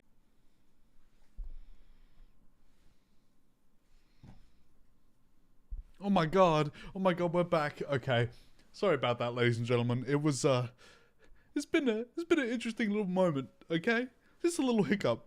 Oopsie, fucko boingo. Anyway, I think we should just get straight back into it, right where we left off, okay? It was, shit, we've been gone for 12 minutes? Fuck, man. It's over. Ike Palmer hype train is gone. It's dead, dude. Anyway. Let's get right back into the news. I was a high schooler in 2010 playing Minecraft for my 12 followers. Oh. And here's the chat that keeps going ever since she made some announcements and fans are putting it together. While I'm mostly the big bad bish, some are figuring it out. Listen, I have click on videos saying the F-slur and R-slur. He will put himself up with his own ego like I won't have to do anything of that. He's gonna muddy his own hands and unravel it himself. Oh yeah, it's in his old videos. They are still live on his channel. He said Osler and Esler, dude. It's over. What the hell? And this is her just hyping people up to be more hateful towards me because my old bad jokes when I was a teenager. So much for this just happening to come out when I left Sadmilk. This, to me, looks like a very planned smear campaign, and she had a very big hand in it. Here is her talking again. I'm a level with y'all. She created it herself. She formed it with her own little grimy little mitts, dude. It was her brainchild alone. Reading through the things and seeing this person in the chat excuse and Click saying the R-slur because it was 10 years ago, and it's irrelevant as super yikes to me. Again, I'm the same age as Click, and that word wasn't even in my vocabulary. Not 10 years ago, not now, because it was never appropriate. I feel like that's... misinformation. That's a straight up fucking lie. Now, I don't mean to say what she did or didn't do, because this is exactly what she's doing, but I have a feeling that that's simply not a true statement. And here is the same chat keeping going, digging through even more of it. It's like, oh, here's another video where there was a bad word. It turns out even the random allegations against mine and OT's podcast we had to address last summer originated from this group, with the same people involved with hyping up the person making the allegations both publicly and privately, at least according to people that have come forward to me. So based on what I have seen, she, along with some staff and others, would sit in this chat and just hype up each other's hatred for us, grasping at straws. And if this wasn't enough, here's a former staff member of hers getting paid to sift. See, that's why I don't support the idea of sitting in a fucking group chat, circle jerking your own fucking ideas with other people who only support your ideas because they think the way to climb the social ladder is to fucking suck your balls. I don't get it. I don't fucking get it, dude. Is that too insane of a take? I don't think it is. Through raw audio recordings of me looking for dirt, more specifically the R word. I needed to work with this person to help me find clicks saying the R slur in Sadmilk's raw audio. I can do that, just let me grab a shower and I'll be down. She claims he said it in a Sadmilk video, but I can't remember which one, and she's over her head. I'll pay you $200 to find it, and here's the payment. I mean, there's just an example. I'm sure there's more, which I don't have a problem with the word R. She paid someone $200 fucking just to find the R slur, dude. That's schizo. That's like on the warpath. Why? What warranted this behavior? You know, like what flipped in her head that made her decide, fuck it, I'm gonna make everyone think that he's a pedophile? Why? What sane person thinks this? What sane person goes, ah, yes, I'm gonna launch a smear campaign against this content creator I used to collaborate with? For some reason, even though she uses it in private. Oh my god, is this like serious drama at this point? It's like, am I supposed to take this seriously, man? And to be honest, I don't care if she uses the R word behind closed doors, but also to be this up in arms about it when others do it, that's just like rampant hypocrisy, man. Come on. When others do it, when she fucking does it herself. Behind closed doors, sure, but she still fucking does it, and to moral flag about it so fucking hard, dude, come on. That's just bullshit. That's just grifting hard, you know? It was not so long ago that she was playing Sarah Jessica Warren on fucking Tommy C's Get to the Point news show, which is obviously a fucking piss take of social justice warrior SJW. I assume you get the joke. Actually paid people to dig up dirt and run smear campaigns on ex-colleagues, specifically snooping through my oldest content, years of decade-old content, and compiling it. I was like in high school and still learning English, playing Minecraft Alpha. Are you? Oh my god. Some rounding off thoughts. If she genuinely was so concerned about me being harmful, why did she never do anything? If she genuinely believed children were being harmed in my Discord, when I was a rampant racist, a homophobe, ableist, why was the best thing she could do is start rumors, vent in Discord, and vague posts on Twitter? Why would she do this? When I left, I wrote out a pleasant exit message detailing I still considered everyone friends. In our last DM together, I wished her the best. Why? Why would she go through all this trouble, even spend money, just to try to ruin myself and others? Why would she do all of this to someone who considered her a friend? Well, hello there. It's Click from the future here. I was just finishing editing this video where I got a few more things from ex-staff of hers and other people that have burned that bridge. The first couple screenshots. Oh, so that was it, but there's more, ladies and gentlemen. But wait, there's more, Billy Mays style. This is from one of our ex-admins showing that they did indeed reach out to me about the issues in the Discord, and here is me confirming that I did indeed address it. Here is that same person talking to Blair about the information in the Discord, claiming that I did indeed take action when their information reached me. So that's all well and good. There is a second story basically confirming my innocence and that I'm not a horrific Discord owner. But what has me a bit surprised is the next horrific Discord owner? Average Discord owner would be like... Here is iiluminaughtii having a conversation with the same admin, sharing the same kind of, dirt-digging old videos that we've seen previously in this video. And she says, 16 seconds, the alt account is gonna love this. In the next screenshot, you can see her writing out a draft. I saw the Sadmilk announcement of all the milkmen. Now I'm seeing the comments. We all agree it's obviously not on good terms. Blair tweeting about being stabbed in the back, etc., etc. This draft matches with one of the posts made by an alt account called iiluminaughtii on Reddit, and this is the entirety of the post. This is the truth about Sadmilk. It really looks like creative differences is dumb AF. Blair tweeting about being stabbed in the back, one topic leaving a supporter server, and then so on and so forth. And I was a big fan of the Click. I thought his streams were great, blah, blah, blah, but then I think Blair saw some of his streams. Okay, this is like fucking Creepshow art level, like posting on lolcow. Oh, I think Creepshow art's fucking awesome. I love Creepshow art videos. Like, this is literally like posing as someone else just to pretend the online opinion of you is swayed in a positive direction. This is just like terminally online behavior. Honestly, this is just sad. I can't help but feel slightly bad for someone who is so online that this is their life. This is their existence. Like, why? What makes it go that far in your life that you have to just be posting, pretending to be someone else who is watching your content and then weigh in on a drama that you're obviously trying to sway public opinion on? That's like literally the most schizophrenic activities ever. Stream by watching his old videos. So this is actually Blair on an alt account making the claims that Blair must have seen some of his old videos randomly. She totally wasn't paying people to dig up dirt. This is her on an alt account spreading misinformation and trying to enhance her own image. Here's another funny post from the same account where she forgot to switch accounts and interacting with the Animal Crossing subreddit, at least according to us. Here it keeps going. Hey, listen, Blair, I'm putting this all together. What kind of cover-up is this? Click was saying these bad things, creative differences. Click is a liar. And not to claim someone topic is friends with someone pretending to be wholesome and good. This is all Blair replying to her own announcement under an alt account. And it keeps going. Click said the N-word and replies and claiming I'm not going to reply and I'm horrible. Here is a long post. I'm not gonna. You can pause. Holy shit! I ain't reading all that. I'm sorry that happened, or congratulations. So if you want to read the whole thing, I don't want to. Here is the same account, iiluminaughtii on Twitter. This was an account I remember distinctly from 2020, 2021 that was relentlessly harassing myself, my friends, my colleagues, my streaming colleagues, past colleagues, Sad Milk members, community members, you name it. You name it. And it's literally just... At the time, I wrote it off as a disgruntled troll with a little bit too much time on their hands and tried my best to ignore it. This was Blair all along. She was making alt accounts to spread her stuff because she probably knows deep down inside that the stuff she was digging up on me and all the stuff she was doing was so petty that she could never actually make a public statement of it. So she did this just to get back at an ex-colleague. She did this. She paid people to dig up. No, but why? What's the fucking motive? What's the point? Like, I can understand, and there's obviously receipts that she fucking did it because that's right here in this fucking video. But what is the motivation? What is the fucking point? What's the end goal of this whole activity? Of this whole fucking charade rigmarole? Like, is there any end game here? Is she thinking ahead, or is she just fucking so terminally online that she thinks this is how the real world works? This is how internet work. This is how mafia work. Dirt, make alt accounts, harass me for months. Why? Why? And it keeps going. Here it is on Twitter, tagging me, tagging herself. It's tagging Def Noodles. It's tagging Midnight Palma, Damien. It's tagging a bunch of people from the community and Salty. It's tagging Amanda the Jedi. We had her on the guest on the podcast, and you come after Amanda the Jedi? Here's Vamps getting the same posts. Here arguing with a bunch of fans. Here's one topic with his wholesome the Halloween special. Oh, iiluminaughtii right there. Well, isn't that just wholesome and sweet? Here's Anne Mine with a cute artwork about myself, OT and Salty, and yep, iiluminauttii's right there with her alt account. This rabbit hole just gets ickier and ickier. Like, what the... How can you justify these fucking actions? Like, fucking A-logging someone you used to collaborate with, someone you were basically co-workers with, and then going so far as to pretend to be someone else and fucking harass them online. What the fuck? Like, what? How is that normal activity? How is that, like, normal sane person activity? It's not. I don't fucking understand it. Slanderous video that she edited together, collecting all the worst things she deemed from stuff I said when I was barely of legal age. And it keeps going. Here it keeps tagging one topic. Here it's tagging Blair again. It goes on.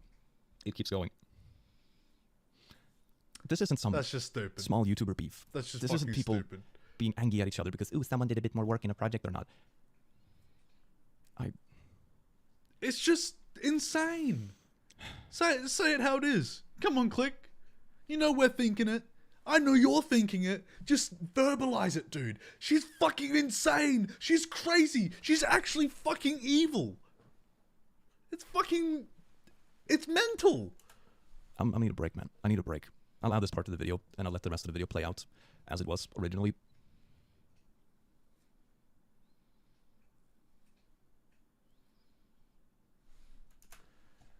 Doobie Schmertz, please fucking stop what you're doing. Okay, I cannot fucking handle this. Okay, let's let it die. I'm not fucking able to record because of this stress. Okay, I'm pulling back. Work with him. Okay. So is this her basically just admitting that this was her the whole time? That a fucking schizophrenic diatribe on twitter.com and on Reddit were all her? She's taking the onus? She's not covering Chapter her 5, tracks some other very comments. well. Content warning, self-harm, and depression. Her video goes into a few more topics, how she wasn't paid, even though her own screenshot shows me resolving the payment after I had issues with a credit card, along with offering to help out further. And also some out-of-context schedules, which I have no idea when the screenshot is taken or of exactly what. I have no real interest in addressing it, to be honest. It's just he said, she said stuff, and I think I've shown enough in this video to clear my name and show that she has consistently presented half-truths and twisting events to their worst possible interpretation. My intention is that this is my last address of this situation. But I would like to quickly comment on other parts of the video. What she did to Wonder is the most... Although this could end up being like a Froggy Fresh iDubbbz situation, which we're going to talk about shortly. But it could just end up being like that, where she'll come back and she'll say something, and then she'll lose more subscribers, and then he has to say something else because people are just going to believe her, because apparently she has enough sway that even after she gets absolutely fucking destroyed, she gets BTFO'd on Twitter and on YouTube and every rebuttal is solid, fucking stark, clear, crystal clear evidence, people are still going to believe her. Why? Because there are some diehard crazy people on the internet, you know? And out of a fucking million subscribers, there's going to be a few that aren't all there. Just like the YouTube channel owner themselves. Gross expose I have ever seen. Not only does she openly share his potential suicide note, she also shares images and talking points suggesting this man is at the end of his rope. Kicking downwards is an understatement. Some people are commenting how she bought a nice car and leased to him and gave him a job. And I would like to point out that this in of itself is quite charitable. However, it comes with the cost of full control of his life. She is not just his friend, but his landlord, car leaser, and boss. Any conversation or disagreement would be very far from a peer-to-peer interaction. And if she really wanted to help a friend who needed a car, why not just buy a used one and write over ownership of it? It's cheaper. That's talking about like fucking being stuck between a rock and a hard place, and you take the rock and you take the hard place and you fucking jam your friend in there. For what reason? Just to have that sense of control that you lacked throughout your whole fucking life? Is that what this is? Desperate attempts at trying to regain that long lost control? Because if so, that's fucking sadistic. That's insane. That's literally disgusting and crazy behavior. Less dependent and aware doesn't matter. The whole thing seems very fishy to me, but I will let Wonder speak for himself. She also dodged Oz's entire statement, which... And also just being like, I'm gonna put this guy's fucking suicide note out there and use it as a point in my commentary video, trying to apologize for claiming plagiarism and then getting BTFO'd on Twitter because you plagiarized pretty much all of your fucking work. I don't know. It's just like, why go so far to fucking put his suicide note in your video? That's completely irrelevant to the fucking topic of the video. And if anything, it's only bolstering the claims against you. It just proves their fucking point. It's like you're taking one step forward and then 12 steps back, shooting yourself in the foot and going, well, we're still ahead, aren't we? No, you're fucking not. You're insane is what you are. Yeah, I'll let him tell his side of the things too. My only personal wish is that she just stops. Stop obsessing over people in Discord. Stop trying to spin a narrative or dig up dirt just because someone left your collaboration channel. Just be a normal just want person. to be left alone. Finally, I would like to thank... Wait, is that why? Because they left Sad Milk? That's why she had this fucking whole schizo diatribe. That's why she created all those fucking old accounts and harassed them on Twitter and Reddit. Oh god, why do people have to be so terminally online, dude? Go have a shower, wash the fucking grease off and go touch some grass, dude. Go lick a tree, go read a book in a park or something, dude. Please, breathe the fresh air. Look at a fucking butterfly. Is it really that hard to just be a normal person? Apparently it is, because this shit keeps happening. You get this conglomerate of fucking weirdos on the internet, and they all fucking hoard together, and they all circle jerk their own ideas, and it just becomes a big mishmash of people being so schizophrenic that they normalize that behavior, and then it just goes around and around and around. Because everybody thinks it's fucking normal, but it's not. These fucking Discord gay ops are just not it, bro. Just get the fuck off Discord. Hell, you can still have Twitter. You can still have fucking YouTube. You can still have Facebook, maybe, unless you're gonna kill someone for laugh reacting your girlfriend's post. But you can still have social media.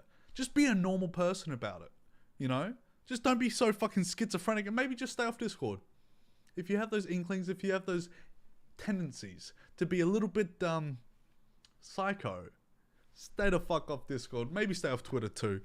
My community for being respectful and patient, both towards myself and others throughout this whole ordeal. And I'm looking forward to getting back to business as usual and posting my silly videos and streaming video games. And as a small side note, just to address potential comments that might come up, yes, this video is monetized to ensure it's not throttled by YouTube, because I actually want people to see it.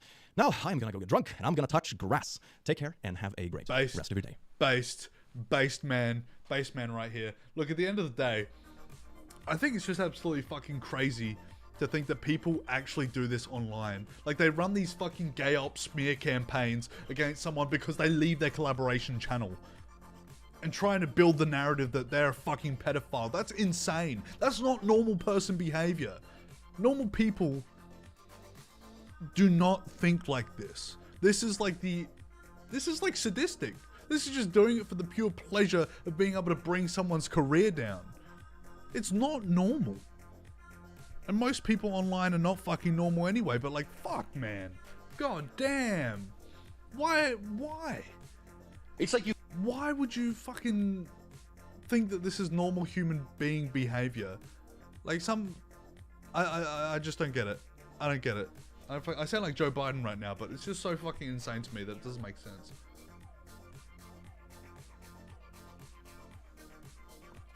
Woo-hoo. That was a pretty fucking heavy topic. I think we gotta lighten it up. We gotta lighten it up because that's just fucking crazy. That's just schizophrenic. That's just insanity, dude. That's literally the definition of crazy. Internet moment. Yeah, the definition of it. Bare bones, dude. Oh boy. I mean, look, I'm gonna go on a little bit of a diatribe here. I'm gonna derail because that's what we do here on the Ike Palmer channel. We consistently derail ourselves. But look, I think it's just one of those things where if people weren't so fucking terminally online, we would live in a better world and the internet would be better. You know, when in its infancy, I was gonna say in the 90s, but I wasn't even fucking alive. I wasn't even a twinkle in my dad's nutsack in the 90s. But back then, it was like a Wild West, you know? Nobody knew what the fucking internet was capable of. Nobody really had a concept of the platform of which that they would build on eventually. And so they didn't use it so much. They didn't have mobile phones. They couldn't access the internet wherever the fuck they wanted. Hell, personal computing devices were basically the fucking, what is it called? Osborne Executive, you know, the big fucking portable briefcase computers, you know. And it's one of those things where maybe we should return to a tradition, you know? We should return to a world where technology maybe isn't so far ahead. Because soon enough, Skynet's gonna fucking rise up and we're gonna be in the middle of a fucking nuclear holocaust, you know? It's gonna get to the point where technology is gonna take over and Roko's basilisk is about to peek its fucking head over the nuclear mushroom cloud.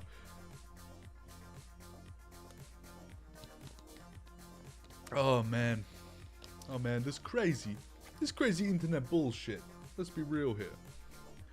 Now, ladies and gentlemen, I say that way too much, but we're just gonna shuffle on with the next part of the docket.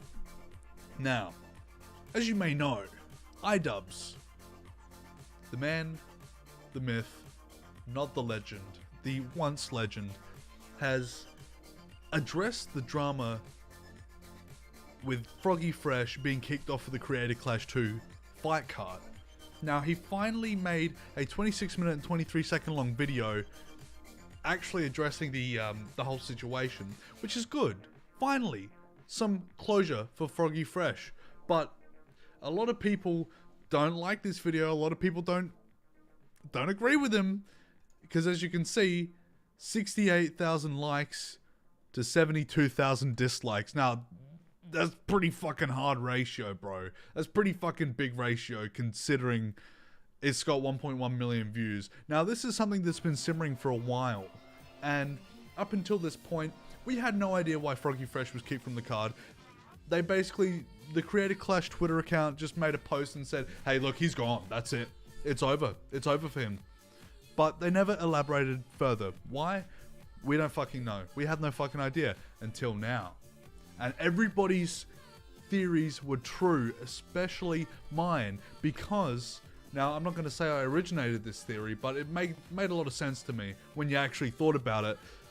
Froggy Fresh was removed because of his association with Sam Hyde, even though Harley TBS, what the fuck, no, that's not even the right Harley. Harley from Epic Mealtime was directly trained by Sam Hyde. The exact same situation as what happened in Creator Clash 2 with Froggy Fresh being trained by Sam Hyde. So why the fuck did he get taken off the docket? Because iDubbbz's opinion changed. That's what we've been noticing a lot with iDubbbz recently. He has changed. He has ungrown, so to speak. He has receded into his fucking shell and he should stay there. Anyway, we'll get right into this fucking video. We'll do a little bit of a react and mind you, we're going to be putting this on Adderall mode as well. It's a little bit of a hard watch, not going to lie, because it's just, there's some things in here that just really don't add up. But we'll get to that. We'll get to that. It's like you came back and you were a pawn in some game of 4D chess, and I think you found out that iDubbbz and Anissa don't play games. Hello everyone, welcome back to another video. A brief update, I am healed from Creator Clash 2. It was a success. Alex Wasabi beat me up. He won his fight fair and square. Woo! Yeah, hell yeah! Beat the shit out of that motherfucker. And I have all the respect for Alex. He's a good competitor, and I have respect for all the other fighters on the Creator Clash card. And thank you to all the fans who came. It was an amazing event. I'm very Except happy. for Froggy Fresh, obviously. He's got no respect for Froggy Fresh. How could you? How could you have respect for Froggy Fresh after what he said on Twitter.com? Very happy, very emotional. Awesome experience. I'll never forget it. Having said all that, you guys are here for the juice and the grease. So I'm going to give you guys the grease and the juice, and that all has to do with Froggy Fresh. The reason I didn't address any of this sooner is because I was terrified of jeopardizing the success of the event, because there are a lot more people involved in this than just Anissa and I didn't want to fuck it up for them. These are people that I really care about, and I felt like it would be very sad. But you understand how compromising it is to have no statement at all, considering he was, like, on the card, and then he wasn't 2 weeks before the actual fight, or 3 weeks before the actual fucking fight. You can understand how that looks bad for Creator Clash, right? Selfish if I was like, without an explanation. I understand public perception right now, guys. I'm just gonna make a quick 10-minute video, and I'll squash all the rumors, I'll squash all the beef. I have no idea what public perception for this video is going to be. That's why I'm doing it now, right? You have no idea? Well, let me tell you, with a little bit of retrospect. 2 days, that many dislikes. Oh, buddy, it's not looking good for you. The event is now over with. I can risk it, you know? I can air my grievances, and we can see where it goes. I need to bring you guys up to speed on where I'm at as a person and as a content creator. My philosophy for a while was, well, people will figure it out through the videos I make. But the problem is, the videos I make, I mean, I sort of avoid speaking from the heart. I'm just gonna focus on a thing, on a piece of content. I think I have bad associations with sharing my life on the internet. I'm like, no, that shouldn't be my thing. Like, leave that up to the vloggers. But I think it's important. I mean, that's fair. I'm gonna be honest, that's kind of a rare W-based take from iDubbbz, because if you do indulge too much in your personal life, that's when the weird fucking parasocial shit starts happening, you know? And it gets real greasy, real fast, real grimy. To share where I'm at, so none of what I'm talking about in this Froggy Fresh video feels like I'm being hypocritical or, you know, I'm misleading you in any way. I think a lot of the content I've made has been irresponsible and misguided. And I think I've hurt a lot of people with the content I've made. You know, despite many people being entertained by it, you know, I'm not trying to take that away from you. If you feel like you've learned important lessons or you have grown as a person because of the content I've made, I don't want to take that away from you. With some good... But that doesn't make sense. If you think you've hurt so many people by it, by having it there, by creating it, if you feel so misguided in your video even being up, why is it still up if you disagree with it so heavily? That doesn't make any sense to me.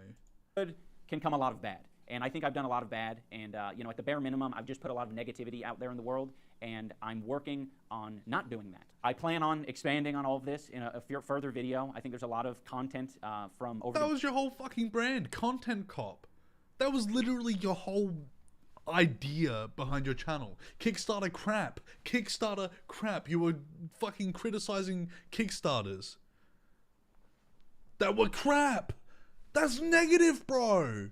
Your whole brand was negativity, and now you're trying to switch it to this weird positivity, false positivity. Bro's on a spiritual journey. Yeah, exactly. And he's going off the fucking beaten track, spiraling down into this false positivity feedback loop. You gotta have that negativity, but you also gotta have a little bit of positivity. You know, you gotta have that karmic balance. You know, that Reddit karmic balance, dude. Years and some behind the scenes that I'd love to share with you guys. I think it would give clarity to where I'm at.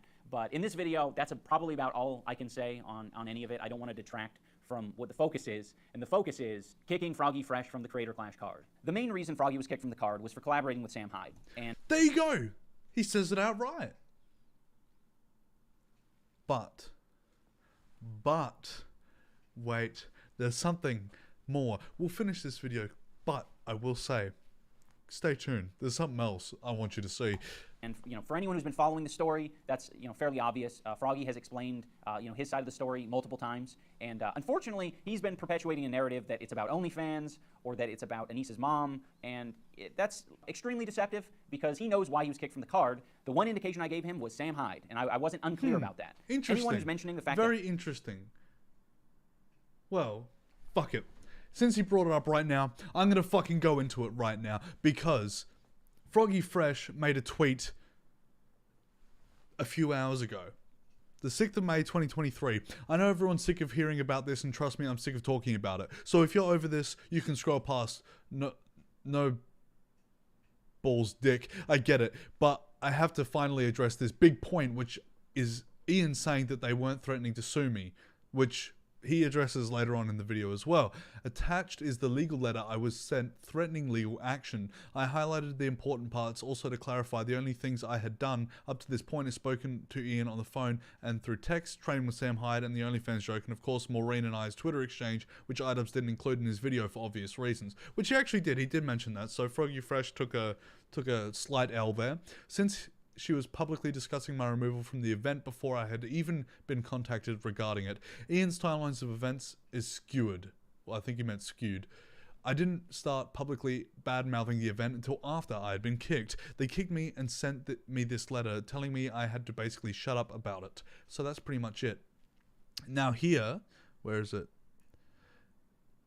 Now, based on your recent conduct, Creator Clash has determined you have materially breached Section 8C of the bout agreement, specifically by engaging in conduct that has degraded or offended the event sponsors. Now, how does training with Sam Hyde directly degrade or offend the event sponsors?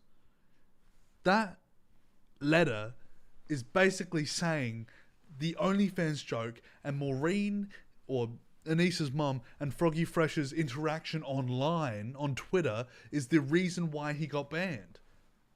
It's got nothing to do with Sam Hyde. However, according to iDubbbz, Sam Hyde is the only reason that he got banned from the card. Make it make sense. How come these things are so very contradictory? Hardly trained with Sam Hyde for the year previous. That was before Sam was saying this about my wife. I don't think so, Anissa. Bitch. Ho.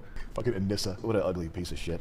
But look how beat she is. Oh, nice jack-o'-lantern teeth. I can't wait to see what she looks like when she's 32. Her teeth look like a pumpkin head. It's the Anissa Joma hole stretcher. I'm sending this to Anissa's OnlyFans. It goes directly to charity. Yeah. Everybody hates him and his wife's a slut. So yeah, now that this guy is on... See, like, I kind of understand where he's coming from with that particular point. However, why are you A-logging Sam Hyde to the point where you obviously know you don't like him? After he dunked on you with that fucking documentary that you were trying to make to expose him, why are you still like running after his content and watching his streams and watching the clips about him talking about you and your wife if you don't like him so much?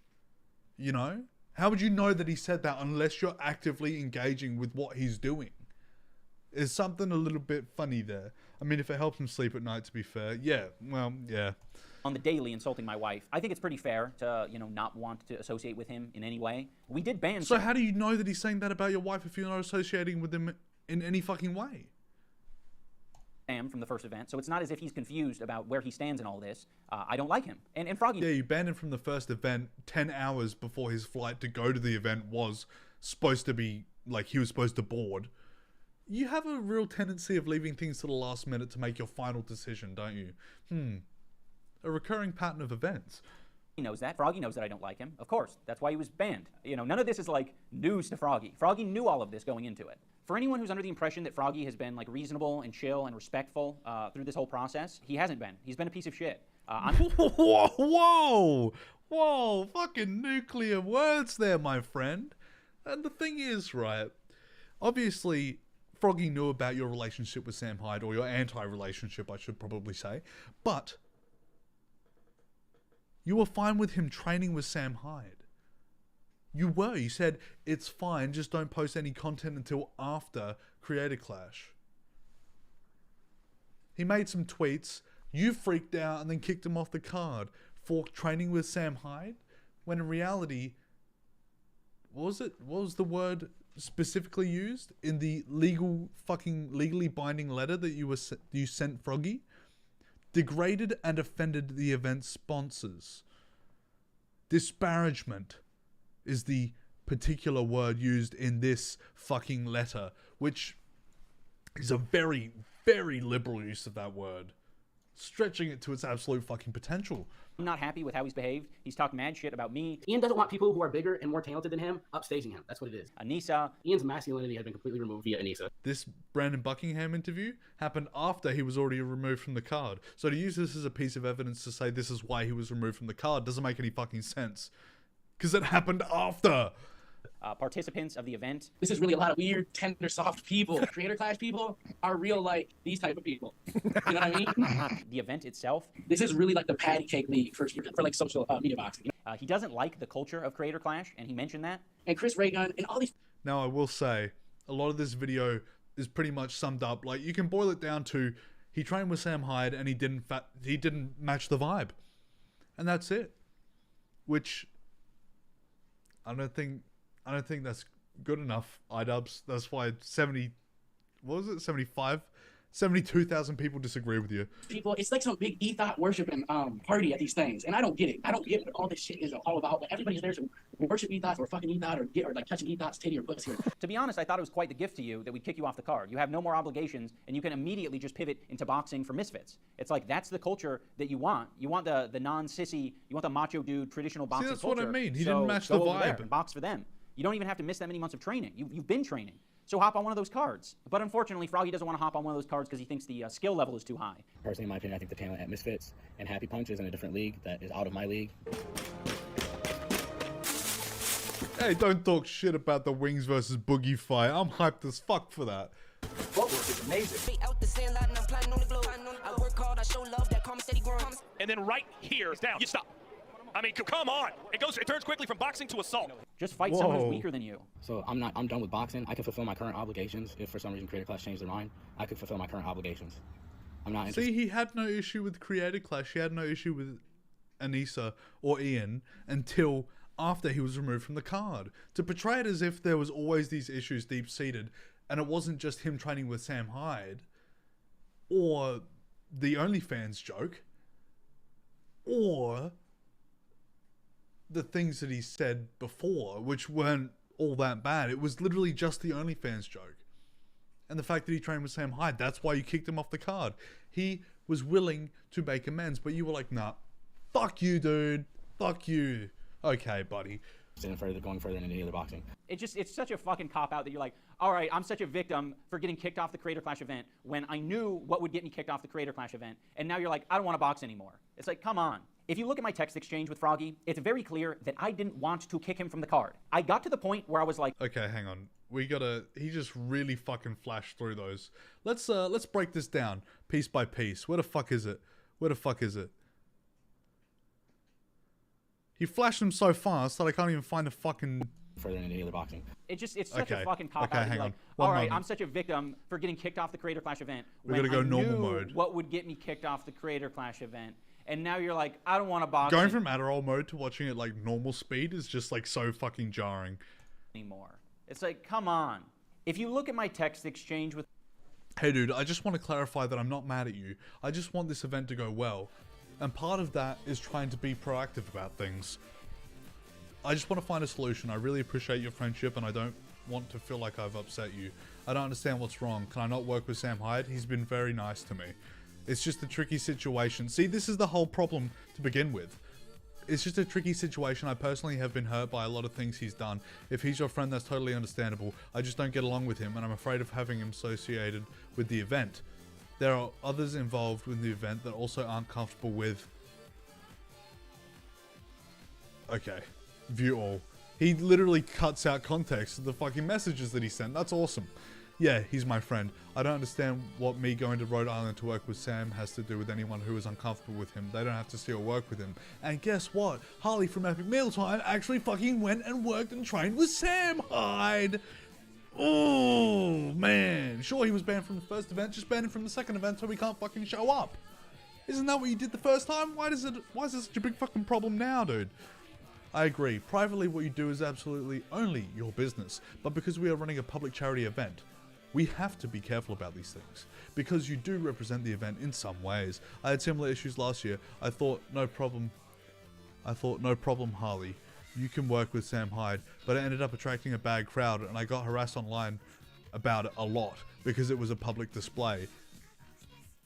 Did you? Did you really get harassed online about it a lot? Okay. Or is that just this weird notion you have going on in your mind because you've been spreading so much negativity and that's the negativity that you're attracting now because you're switching sides so hard? That's nice of you to give Harley permission to work with Sam Hyde. I didn't know I needed your permission as well. Get fucking Froggy, roasted, dude. It's very... Oh shit. We missed so much in that fucking second. With Froggy. It's not about permission. He just called and asked if I was cool with it because he was making content around it. So he's allowed to make content around it. Harley's allowed to make content around it, but Froggy Fresh is not. Froggy Fresh makes like what, 3-4 tweets about it, and then that's it. He's cut off from the card. It's over for him. But Harley makes a few videos about it, and it's fine. It's no problem. So what are we actually discussing right now? If I work with Sam Hyde, are you going to prevent me from fighting in the event?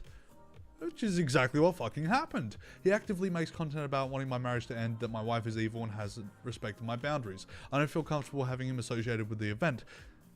I'm wondering if you can understand where I'm coming from on that. See, I understand where he's coming from with the statements that Sam Hyde makes about Anissa. I can see how that would make him uncomfortable, and obviously he wouldn't appreciate it very much because he's talking ill about his wife. However, how do you know that that's what's happening? Are you A-logging him that fucking hard that you know every move Sam Hyde's making? Shit, you're probably watching every episode or the whole fucking live stream of Fish Tank. Doesn't look like you've been getting much sleep, buddy. I can understand the way you feel. I'm sorry about that. But you also have to understand that he is my friend. So I can't just tell him I can't be friends with him because Ian said so. That's why I'm asking you, if I work with him, are you going to prevent me from fighting in Creator Clash 2? Not a reflection on you, it's just a very painful and difficult thing for me that I'm dealing with and that I need to keep distance from, and that includes this project. So he's so hurt that he got BTFO'd and made a fucking clown of in that iDubbbz video, in that fucking Sam Hyde video, that he's just completely unassociated himself with him because he wanted to punk Sam Hyde and he fucking fell off. He fell off. To be fair, probably snitching and just sent iDubbbz clips of that, or someone uploads them and shit. Yeah, probably. But like, shit. If you listen to everybody who said disparaging remarks about you online, and you believed it, or you took it to heart, bro, you have no place being a content creator. Just fucking block them. You used to make the same fucking disparaging remarks about Leafy. I'm referring to iDubbbz. So like you try to rectify that by saying at the start of this video, oh, I want to start spreading love and positivity, bro. Peace and love, I'm coming at you with peace and love. I spread too much negativity in the past, bro. You leave those videos up. If it's such a big deal to you, take those videos down. It's just a double negative. You know, the hypocrisy here is incredible. My plan is to go to Rhode Island to hang out with him. So again, I ask, if I go to work with him, are you going to prevent me from fighting in Creator Clash 2? I would appreciate a yes or no answer. I have to talk to my coach about practice this week. Wait, I'm not sure I understand. Does that mean you aren't expecting him to be at the event? Are you going to make content together? Does that mean you aren't expecting him to be at the event? Well, he was banned from the last one. Why would Froggy think that he's going to be at this one? What the fuck had changed? Why did you not communicate that clearly to fucking begin with? Too much. Whoa, I didn't say that, dude. I didn't fucking say that. It's very clear. Okay, see, like, the reason he flashes through these fucking messages so fast is because they don't help his point at all. Froggy.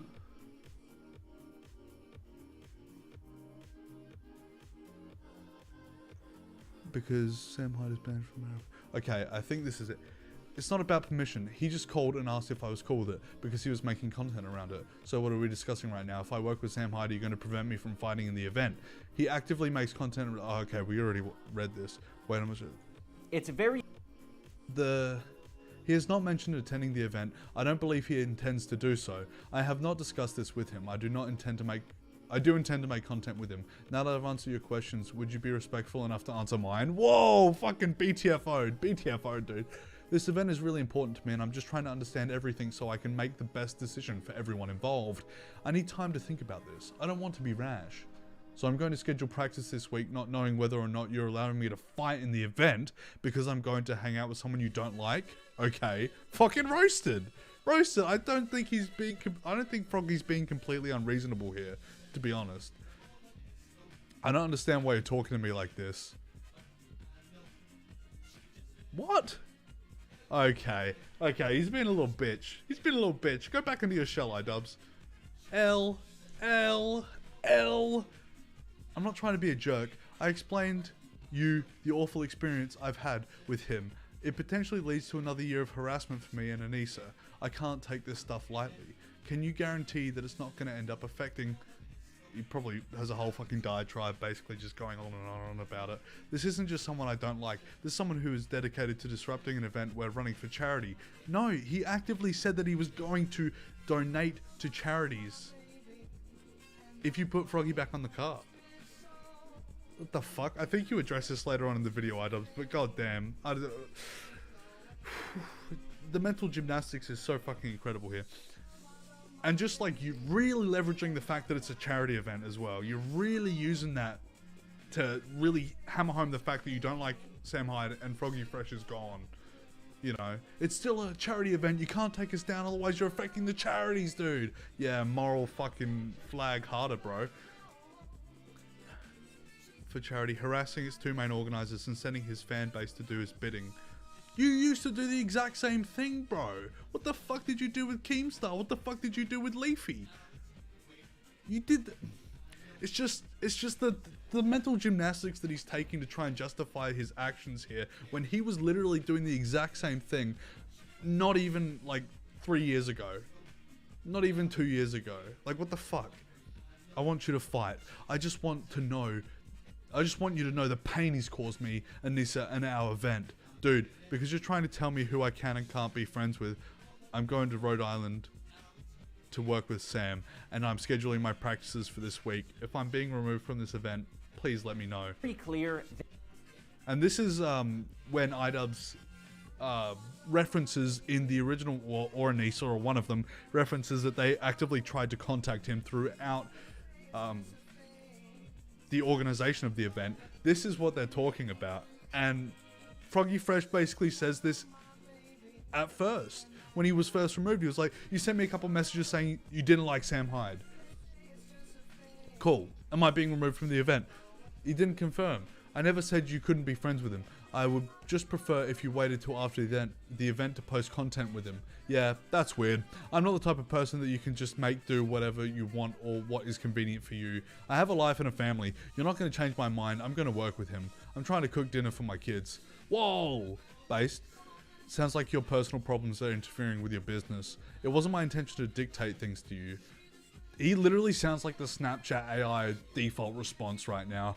I just wanted to give you my perspective because we haven't talked about this topic before. Ultimately, it is your decision. I'm sorry the convo went in this direction. Okay, I'll fight. Thanks. That I didn't want to kick him from the card. I got to the point where it seems like you weren't really conveying your thoughts and opinions very coherently throughout the fucking messages. Because he's asking you very clear questions and you are not answering them. You're doing pretty good double speak corporate style, you know? Fuck, man. It's like, okay, I don't want you working or training with Sam Hyde, but you're doing that, so all right, I'll look past it. I don't want you making content with Sam Hyde, but it seems like that's a real deal breaker for you, so I guess I'll look past it. It came to the point where I was like, but you didn't. Can you postpone releasing content with Sam Hyde? Look, you know me and Sam don't get along. You know, we put a lot of time and energy in this creator clash thing. I don't want it to be about Sam Hyde, so just don't let it hurt the event, all right? But guess what? By doing this the way you've done it, you've really made it center around Sam Hyde and Froggy Fresh. It's like your idea of going about things the right way completely blew up in your fucking face, dude. Whoa, who'd have thought that? Go train with him, have fun, but don't let it hurt the event. Don't make it about Sam Hyde. That's what I would have said to you if I was iDubbbz. Right, and guess what? Like, I didn't even plan on releasing none of the Sam Hyde content until after the event. If you don't know who Sam Hyde is, he's, whether or not you love him or hate him, you have to recognize him as... But see, do you think that his platform on Twitter is quite nearly as big as his platform on YouTube? Let me just do a little bit of a research right now for the Froggy Fresh Twitter page. Let's have a look. How many followers does this man have? 62.6 thousand, right? Compared to his YouTube, let's have a quick look. He has 805,000 subscribers, right? So that's a completely non-comparable audience. Very marginal amount of his audience is going to be able to see his tweets because only... I can't do the math right now, but a very small, minute amount of his audience is actually seeing the fucking tweets anyway. It's pretty cut and dry. As He's the most talented comedian alive. He's the most talented. I assume the miscommunication here as well was the fact that he was thinking you meant Sam Hyde video, as in content, not just posting photos of training with him. He's a comedian of our generation. He's gonna probably be the greatest comedian of all time. He's he's a genius. I got a chance to go out there and train with him. He welcomed me into his environment. He paid people to train me. I'd even plan on releasing another Sam Hyde content until after the event. Didn't you tell them that? I thought you told them that. Ian requested it through text. He requested that I did that. Well, I didn't like that he requested that because I don't think that's appropriate. I was like, he didn't think it was appropriate. I do not think that is appropriate. Bro. Do you think it's appropriate that I don't know, 30-something-year-old man is publicly calling my wife a whore and a slut? I think initially you can just buy that. Yeah. Yeah, and this has got a separate Etsy page where she sells her pussy. Yoko Ono was too concussed to fight in Creator Clash for the 2nd year in a row. Life is so easy for a certain gender. All you have to do is say that my uterus hurts. What'd she say this time? Her uterus hurts or uterus fell out? Had another concussion. Probably your uterus fell out from getting blown out so much by toys. Is that appropriate, Froggy? Do you think that's appropriate? I don't think that's appropriate. Okay, you don't think it's appropriate that I set boundaries. I don't think it's appropriate that you are hanging out with a guy who doesn't think women are people. Like, I don't think that's appropriate. I was like, I don't think you should be telling me when I can't release content. Like, this is my career. It's what I do for a living. But you complied with it, right? But I was going to anyways. But I didn't like people telling me that. I thought that was out of line. I don't know why he's saying that he was planning on waiting to post Sam Hyde content. We have the Twitter timeline of him nonstop posting Sam Hyde content. It's fucking weird. I don't know if he thought it was like a loophole to post on Twitter about Sam Hyde. So I think in his head he was like, I was gonna wait to post Sam Hyde content. Parentheses, YouTube video. Like, cause like it's not my problem that you have personal beef with the greatest comedian in the world. If I go to Providence, how am I the simp? How am I the simp? I want to know. Is it because it's a woman? It's because it's a woman, isn't it? It's okay to simp for a big, gross dude. It's okay. It's understandable. He's big and he's gross. As soon as you simp for someone who's okay, this is partner, a big fucking non-point here. This is basically just like... And the thing is, he's complaining about a joke that he said previously he was okay with. Why is it an issue now? Why have things changed so much? Because public discourse around you has changed? Is that the issue? Your life partner? That's too much. That's kind of gay. If I go to Providence, Rhode Island and get an opportunity to work with him, that should be my option when I release that content. And it's got nothing to do with you. Not everything that people do with Sam Hyde involves iDubbbz, and I think that he misinterprets that. We're not talking about people. We're talking about what you do with Sam Hyde, because you're in my event. I wish there were many layers of separation, so I really could be that disconnected. Unfortunately, I have to be around you. You have to fight at my event. I have to share the same space as you, in the parties, at the event itself, and I don't want to do that. I have no interest in sharing that space with you. So it's just so bizarre to me that he goes from saying, I really don't want to lose you as a friend, to, I don't want to share the same fucking space with you. I hate this guy. You suck. You suck absolute fucking balls. Like, how do you go from one extreme to the other because he's associating with Sam Hyde? Is that the big issue? For him to tell me, hey, could you wait until after the event to release that? In my mind, I'm thinking, I mean, I could, but it's weird for you to tell me to do that because it's got nothing to do with you. Another thing that contributed to Froggy getting kicked was that he tweeted... Now, that's something that I don't really agree with. I think Froggy kind of... Like, I understand how trickle down it would eventually affect Creator Clash and somehow be associated with Sam Hyde. I get that. I do get that. I think he meant that about Sam. I don't know, lol. Oh, maybe. Nathan Barnett, aka Dad, he said, dude, I tried hyping you up at Denny's when we ate dinner, and they said they weren't fucking with you and that you were going to lose to AB. They don't even like you. This is one of those things where it was like, oh, okay, so you basically don't have any good intentions here. You are just like, you don't like us. Like, I'm not here to play with people and give them... He's literally saying he's trying to fucking hype him up. I don't understand how that tweet could be misinterpreted in any other way, or interpreted in any other way than him trying to hype Dad up. Or Nathan Barnett, whatever the fuck his name is. Warnings? Like, we're all adults on the card. I'm not going to give you a warning. Actually, no, I will give you a warning if I think you have good intentions. The problem is when you tweet shit out like this, and you have the text message exchange that Froggy had with me, I don't think you have good intentions. You're like trying to like ruin a relationship between me and one of my friends. Froggy deleted that tweet, and I don't think he deleted it because he felt differently. I think he deleted it because he knew that it could potentially get him kicked from the event, and would also make him look like an asshole. But he basically reiterated that same thing in a Twitter space. When I was at fucking Denny's, I was all like telling them, yo, Dad's a fucking savage. And they're all like, no, Dad doesn't spar with high-level fucking competition. He's gonna lose to AB. And I'm thinking, these motherfuckers are... So who said that? Who said that? Ian and Anissa, like, that's the way these motherfuckers are. And then they got Dad like riding for them. They don't even, and it's like, I wouldn't be like this, but if everybody's gonna keep calling me out like I'm the fucking person that's fucking shit up, like Dad's out here riding for them. They're all like, they don't even fucking give a fuck about him. And in the same Twitter space where Froggy says this, and he was trying to hype him up. I don't understand how. Yeah, pause real quick. I need to take a piss, please. Not gonna lie, me too. But I've been holding it. Not gonna lie. Two Grays, if I can hold it, you can fucking hold it, buddy. Sam Hyde, Froggy's hero, calls Nathan a rapist like several times. That Nathan Barnett guy, I guarantee you that guy would rape somebody if he had the opportunity. Yeah, legally he would rape somebody in Minecraft, by the way. In Minecraft. Yes. he if he had the chance to rape a woman, he would. In Minecraft. No, not in Minecraft. I will say, I will say that's pretty fucking unhinged. But you created the whole term of post-irony. He doesn't actually, like, understand how impactful that can be on someone's brand or whatever. But it's one of those things where it's like, you literally created the term for him to where the things that he says he doesn't actually fucking mean. He's playing a fucking character, you know? To do with Sam, I don't want anything to do with people that think what Sam is doing is okay. It is not okay. Here's part of the Twitter space where Harley... Or have you just decided that everything he says is gospel now, and that's what he actually fucking means? Did you change your whole idea and your whole concept of Sam Hyde from when you made your video because he fucking dunked on you? I don't know, dude. Is sort of questioning Tyler with why he wouldn't, respond to Anissa. And I think that's a very valid question, because you ask any of our fighters and it's like, yeah, Anissa was the one who like solves problems. She is more communicative than me, and she's better at communicating than I am. I fucking suck at this shit. So yeah, Anissa clearly. is the one. She is the one to talk to. How was I even supposed to know Ian and Anissa were mad when I get one call from Justin Tracy, then a text message, I respond to it immediately, say, could you communicate through text or email? I'm training, and then nothing else. I still don't know. What's the last text you sent to Anissa? It was probably some group message. Okay, but what's the last text you sent to Anissa, just you two? I don't have one direct text from Anissa. Anissa's never texted you. With my wife and Anissa, there's a group chat. Your wife I don't have any direct so sorry. Okay. Did anyone ever text you and your wife? What was the last thing Anissa sent you and your wife, to you and your wife's phone? What was the last thing? Tense moments in the Twitter space as Froggy goes to see. It's, hey, Tyler, I'm not with Ian. I'm home visiting family. Ian called me not feeling great, and I'm just trying to understand what's happening or how I can What's help. the date? Sunday, March 12th. You don't want to respond to that?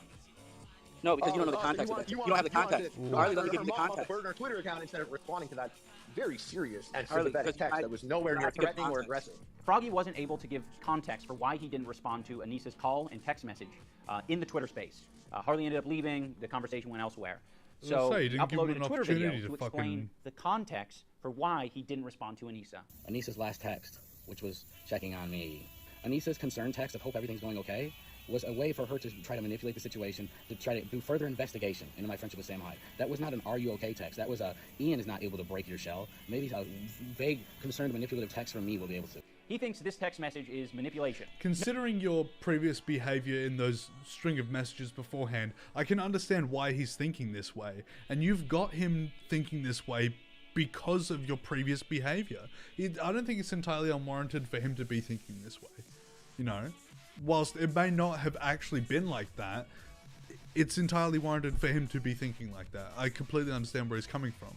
No, Froggy, we wanted to solve the problem. Let me just say, Anissa is just trying to... We didn't do a very good fucking job. She doesn't want anything to do with the drama. She doesn't want anything to do with the shit. And I have brought a lot of it into her life. And I take responsibility for that. But unfortunately, a lot of people who think that I've changed or call me a cuck or whatever, they've decided, instead of saying that I've changed and that I'm the decider of my future, it's that Anissa has changed me. So she has been... See, that's like, I don't think...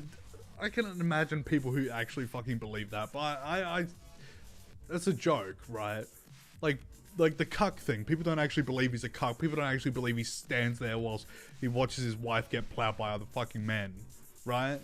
Like, it's just a fucking meme. It's like Leafy has no chin. He clearly has a fucking chin. It's just a joke, right? Right? iDubbbz?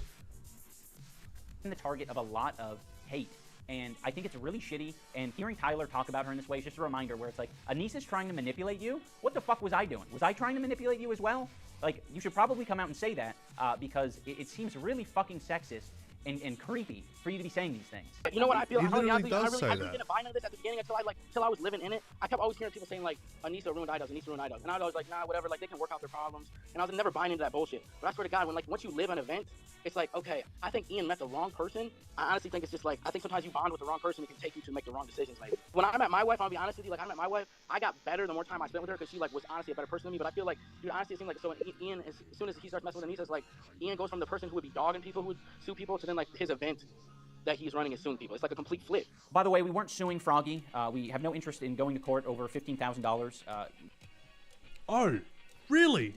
Interesting, because the receipts that Froggy Fresh fucking posted here, Creator Clash is presently evaluating all courses of action that may be available to it due to your actions and omissions, which have cause Creator Clash to incur significant damages. Accordingly, Creator Clash hereby reserve all of its respective rights, powers, and remedies under the About Agreement and applicable law. No failure, whether at this time or in the future, by Creator Clash to exercise or any delay in exercising any right, power, privilege, or remedy that it may now have, or may have in the future, under or in connection with the About Agreement, shall impair, prejudice, or constitute a waiver or deemed waiver of such a right, power, privilege, or remedy, all of which hereby reserved and preserved in their entirety. So that's pretty much just corporate speak for, yeah, we're gonna fuck you in the ass, dude, legally.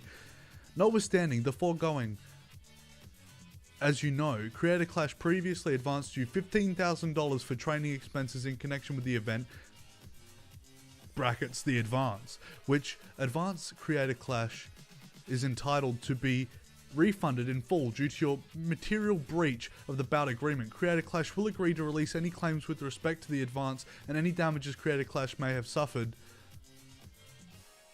due to your material breach in the consideration for your signing the non-disparagement agreement attached hereto as Exhibit A. Damn! This is literally a signed letter saying, we're gonna sue the fuck out of you, dude! It's over! Okay, buddy. Alright, saying that it's not... There's just a whole bunch of things that you've done that don't make sense and they don't add up. You just double back in, triple back in at this fucking point. It doesn't make a whole lot of sense. Doesn't make a whole lot of sense. Okay, look, I really gotta fucking piss. I'll be back in 1 minute, alright?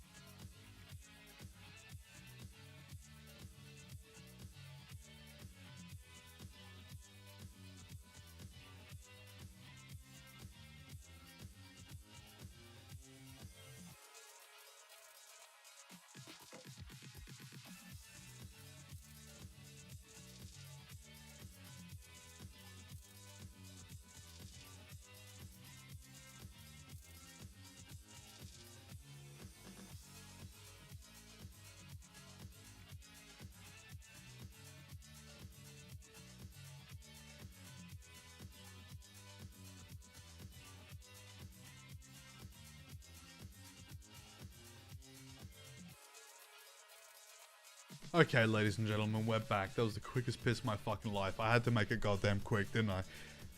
Consider better calling Saul. Yeah, real. You need Saul Goodman's help, iDubbbz. Or maybe Froggy Fresh, because I think he definitely was wrongfully terminated. So if he does decide to get legal recourse, legal assistance in, you know, walking this back, then it's entirely possible that he will be entitled to damages. We wanted that $15,000 back, but, you know, he wasn't giving it to us. So we have to leave it at that. You know, we're not suing him. Froggy, if you're let back... That's not what the letter said. Obviously, the letter does say that, like, you want the $15,000 back, right? But it said that... It actively said that they're going to pursue any way that they can to get that $15,000 back. Like, what about that is so hard to understand? Like, you're obviously willing to sue him to get that money back. Like, that's openly apparent. Back on. It's not like you're gonna make another OnlyFans joke about it either, right? Like, no, I mean, like, if they make me sign a contract that I can't, then I won't. You know, I find it so strange because it's like, you know, that was a joke. Obviously, I wouldn't do anything more. OnlyFans. I don't think Froggy respects sex workers. I think he has some really old, tired opinions about people who do sex work. I think he has a lot of weird opinions as well about masculinity and shit. Ian's masculinity has been completely removed via Anissa. A lot of it's not explicitly said, but when you listen to the jokes, it's like, oh, that's actually just your opinion phrased in a comedic way. There was some type of nerd fight last year, and Chris Raygun and all these people, it's like Is that not comedy? Is that not what fucking comedy is? Or have you just been like obsessing over Sam Hyde so much that the post-irony thing has really gotten to your head? big ethos worshiping party at these things, and I don't get it. I don't get what all this shit is all about. But everybody's there to worship ethos or fucking ethos or like touching ethos titty or pussy. It's always this or that, and it's just like, what happens if you get all excited about it? And I think Chris Reagan was like, he probably thought he was gonna go there and beat some fucking nerd up, and he was gonna win. Like, I don't know if they're giving. I think they give away like OnlyFans with girls there at these events. Also, this is like the second time you've referenced this clip. Keep your points concise, iDubbbz. You're getting all over the place, scattershotting. Although I will say that this is pretty... I don't necessarily agree with his takes on OnlyFans and, like, you know, e-girls in general. But the thing is, he's entitled to his opinions. He's absolutely entitled to his opinions. I don't know what kind of spot shit is going on. Like, if you win certain fights, I think you get to own some of these girls for some of the nights. Awesome. I don't know how it works, but I think Chris was like he had plans to go beat up a nerd and whatever, however they get to like lease one of these girls. And so like he got there. Well, Ian was probably thinking like, because I think he obviously doesn't think that they're gonna fucking lease the girls. He's framing it in a comedic way. I don't think that's actually his opinion. You know, it's a very bad faith way to frame this whole part of the video as like, oh, he's just framing his fucking opinion in a comedic way, dude. Man, I need you to stop all this, Froggy.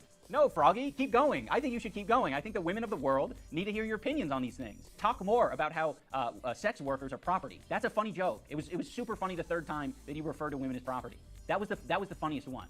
Because when you said lease, I was like, yeah, I know what a lease is. Even if you didn't do any of the Sam Hyde stuff, why would we want you at our event? Like, if you're just going to blatantly disrespect sex workers and women and other fighters, saying that they're here to touch ethos, like, it is so disrespectful and shitty. That was also after he got kicked off of the card anyway, so it's fucking... Look, the fact that you keep going back and saying it wasn't the remarks that he made that got him kicked off of the card, it was the fact that he was working with Sam Hyde. You just keep, like, doubling back. You keep going back and forth over these tracks that nothing's really quite adding up properly in my mind. You know, if you're going to tell a story, if you're going to build a narrative, at least keep it fucking consistent. Shoot straight, iDubbbz. Don't have Stormtrooper aim. I want to share the space with you. I don't want other people to be uncomfortable because you're there. Like, you don't get the vibe, all right? See? The vibe is sex workers and fighting, I guess. And you don't like the sex workers part. I don't think Froggy is doing Sam Hyde's dirty work by, shit-talking Anissa. I think it's just pretty clear that he holds similar opinions to Sam Hyde and similar opinions to Sam Hyde fans, which is like, you're just gonna repeat the shit that your hero is saying. You have to ditch Yoko Ono. Drop Yoko Ono, bro. It's gotta be over. It's gotta be over. Yo, Turkey Tom feature in the video, based. Real based moment right here. Bro, it's gotta be over. It's gotta be over. And leave the girl. Ditch the girl. I think Ian met the wrong person. I honestly think it's just like, I think sometimes you bond with the wrong person who can take you to make the wrong decisions. She's probably a succubus that's like sucking the life out of him. Sad to see you didn't make the card again. When will iDubbbz break free from that succubus that is holding him back? Ian's masculinity has been completely removed via Anissa. Anissa's concern text of hope everything's going okay was a way for her to try to manipulate the situation. I think initially you can just buy that. Yeah. I'm sending this to Anissa's OnlyFans. It goes directly into charity. Yeah. Her anal bead package came out and it was $100 for it to look at pictures of her with anal beads. I think they give away like OnlyFans with girls there. Like you get to own some of these girls. You get to like lease one of these girls. So Ian really embarrassed himself, and so he didn't want Sam at his event because This Ian is doesn't want like people who are bigger and more this is talented like than a him fucking toxic masculinity hypercut in Ian's mind. upstaging him. That's what it is. Tyler is like repeating all of these narratives about how I've changed for the worst. The person responsible for my change in a bad way is Anissa. Anissa is a manipulative person. Oh yeah, that I'm like concerned about getting upstaged by Sam. And look, whilst I will agree, correlation doesn't equal causation, but it's an incredibly big fucking coincidence that you decide to make all of these changes after she comes into your life. I don't know. Maybe just a big fucking coincidence. I don't know, man. I just think some things aren't coincidences. Some things happen for a reason. Or people who are more talented than me. Which is insane to me because I've put on this event twice, me as the main fight, and I've lost both times. That's pretty upstaged. As a side note, Sam Hyde has made it a habit to try to sound like a reasonable person by saying, if Ian and Anissa just asked, I'll stop harassing them. Yeah, if Ian ever hit me up and was like, hey man, I just need you to leave me alone, I'd stop talking about him. Whatever, I don't care that much. If you ask me to stop, I'll stop. Which on its face is already an insane thing to say. Of course, no one wants to be harassed. If they let Froggy back on the card, I won't tweet at Ian or Anissa ever again. I'll shut up forever. How about that? I get to bring back someone on the card who doesn't respect me, my wife, other fighters, and in return I have the chance of not being harassed by Sam Hyde? Oh man, how can I repeat? He only doesn't respect you because you didn't treat him with the respect to begin with. In those messages, you do appear to be pretty fucking condescending to him, and you're not approaching him as if he was a friend or a colleague. You're speaking down to him as if you're his boss, which, sure, you're running the event, you have some level of authority over him, but to say it in the way that you did and then pose it as you're being a friend to him seems very, very disingenuous. Use that. Just so we're on the same page in case I have to make a future video, you heard what Sam Hyde said. If he's a respectable guy, he's not going to continue to harass me because he says, by his own admission, he doesn't care that much. I don't care that much. This is my request. I would like you to not harass me or my wife or anyone that we're friends with. Also, harassment encompasses all the little loopholes, all right? You can't just then, like, refer to me as a goblin and be like, I didn't say his name. I wasn't talking about him. I was talking about a goblin. That's not acceptable. Another thing I want to make clear is that the decision to kick Froggy from the card isn't just for, like, me and Anissa's comfort. There are a lot of people who don't want anything to do with Sam Hyde who are fighting on our card. There are a lot of people who are our fans who want nothing to do with Sam Hyde. So we're trying. But he wasn't going to be at the event. He was clearly not invited to the event. And when you asked Froggy whether he was interested in or intending on going to the event, he said, I haven't spoken to Sam about it. I don't think he is intending to go to the event. He just wants to train me. That's it. Like, to protect them, we're trying to protect the environment that we're in, and we want it to be comfortable for everyone. I truly believe if we had Froggy participate through the rest of the event, it would have made the event worse, like noticeably worse, because we are all trying to work together to make the show as good as possible. Well, he ruined the first if Froggy event, doesn't didn't he? fuck with what we got going on, he was going to make it difficult. One way or another, it was going to be difficult. In closing, I want to say that Creator Clash is probably the single best thing that I've ever done in my life. It has, brought so much joy to me and Anissa.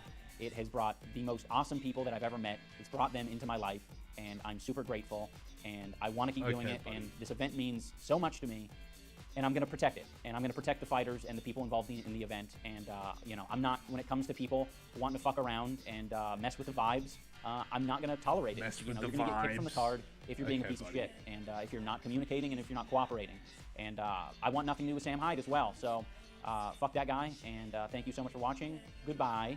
I paid money, I'm on the floor seats, and I see like some shenanigans going down. I take a photo of it, it's just people holding up a sign. It said Froggy did nothing wrong. Like, seemingly innocuous. Yeah, right. I go to this like after event, and Anissa comes up to me. She comes up and says, protect the environment. Nah, fuck them turtles. Yeah, that real. tweet was really not cool, and I just apologized. I felt kind of like a bitch. I was like, why the fuck did I apologize? Masculinity had been completely removed via Anissa. Rusty Cage gets fucking like called out so unnecessarily at the end there. It's kind of like, what the fuck, dude? What the fuck? Look, honestly, I just think, like, iDubbbz is just taking L after L at this point, and I don't know if there's much he can do to come back. If only Ian did that squat, all of this wouldn't have happened. Simple as that. Simple as that. But I'll tell you what. It's so interesting how you can see the actual decline of iDubbbz's quality of content. It's so graceful and not completely fucking 90 degrees downwards. You know, like, it's a nice little fucking gradient to zero quality. You know what I mean? I just think it's incredibly fucking interesting. Anyway, ladies and gentlemen, that was the last thing I had to talk about on the docket. Actually, no, he responded to the fucking video. I lied. There's more to this story, ladies and gentlemen. Froggy Fresh responds to the actual video with this Twitter video. iDubbbz, I saw your video. You put my face on SpongeBob SquarePants. You said I was a meanie. You said I don't respect sex workers. I'm going to tell you something. Have you ever seen Ricky Martin in Living La Vida Loca?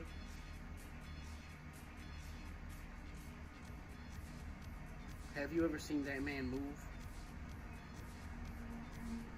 That man is a sex worker. And I respect that man. So you explain that. This is the most incredible Too Long Didn't Read. I'm happy for you. I'm sorry that happened. That's like the most base fucking Too Long Didn't Read. That man is a sex worker. And I respect him. Explain that. Oh man. I just like... He obviously doesn't take it so seriously as iDubbbz does. iDubbbz is so incredibly pressed. Froggy's like over it. He's like, fuck it. If you're just gonna be like a little bitch about it, whatever, dude. And then he just brings out the facts. He brings out the receipts. He's still got all the fucking receipts.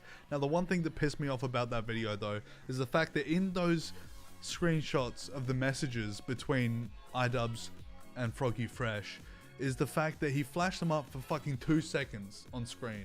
2 seconds per fucking thing. And to be like, it's so good faith, dude, that's how he's doing it. There's obviously something in those messages that you don't want people to see. You know? Like, otherwise, why would you flash them up there for like 2 fucking seconds? I don't get it. I don't get it. Australia L, you're trying to ban vapes, shaking my head. Yeah, well, I mean, we've been trying to ban vapes for fucking years, man. Years. I mean, like, flavored nicotine has been illegal for I don't even know how fucking long. I literally couldn't tell you. Most of the vapes that you can buy here are actually illegal to begin with. People shouldn't be buying them and ingesting them for legal reasons, you know. But I think the only ones you can legally have are nicotine flavored and menthol flavored, and that's basically it. Everything else is illegal, which is interesting. Because at that point, like, if you're just gonna get fucking, like, tobacco flavored vape, just smoke a cigarette, bro. And the whole idea of vaping is to get off of cigarettes, right? Even though, fundamentally, you don't know what the fuck is going into it. Oh, camera died. Camera died. One moment, please, ladies and gentlemen.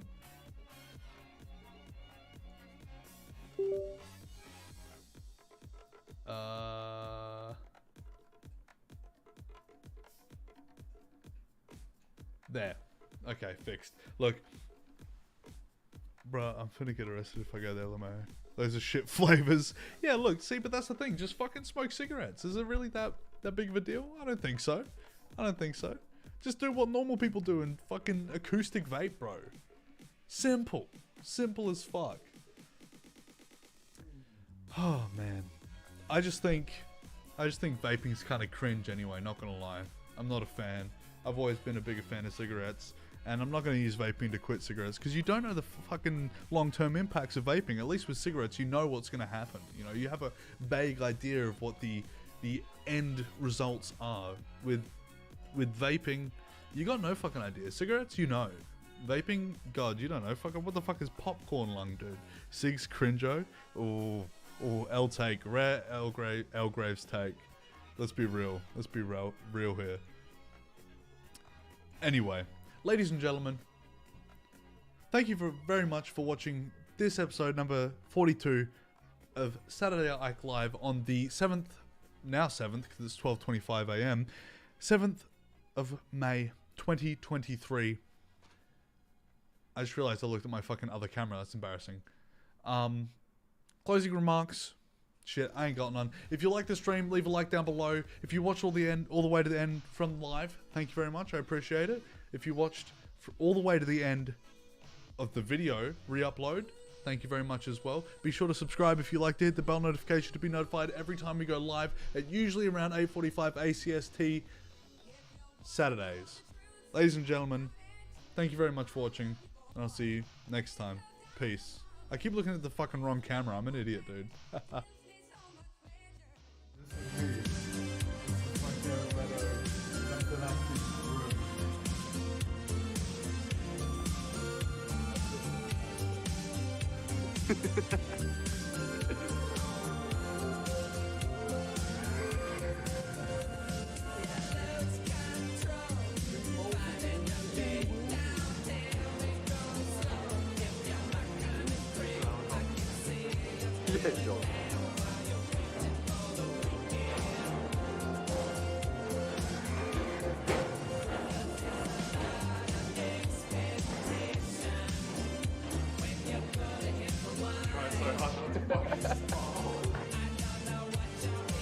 That's so dark.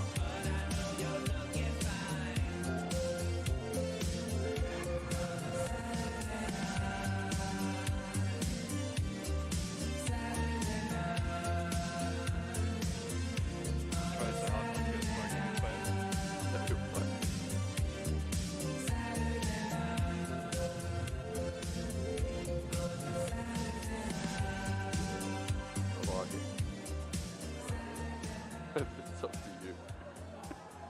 I need your support, Jimmy. Yes. Yes.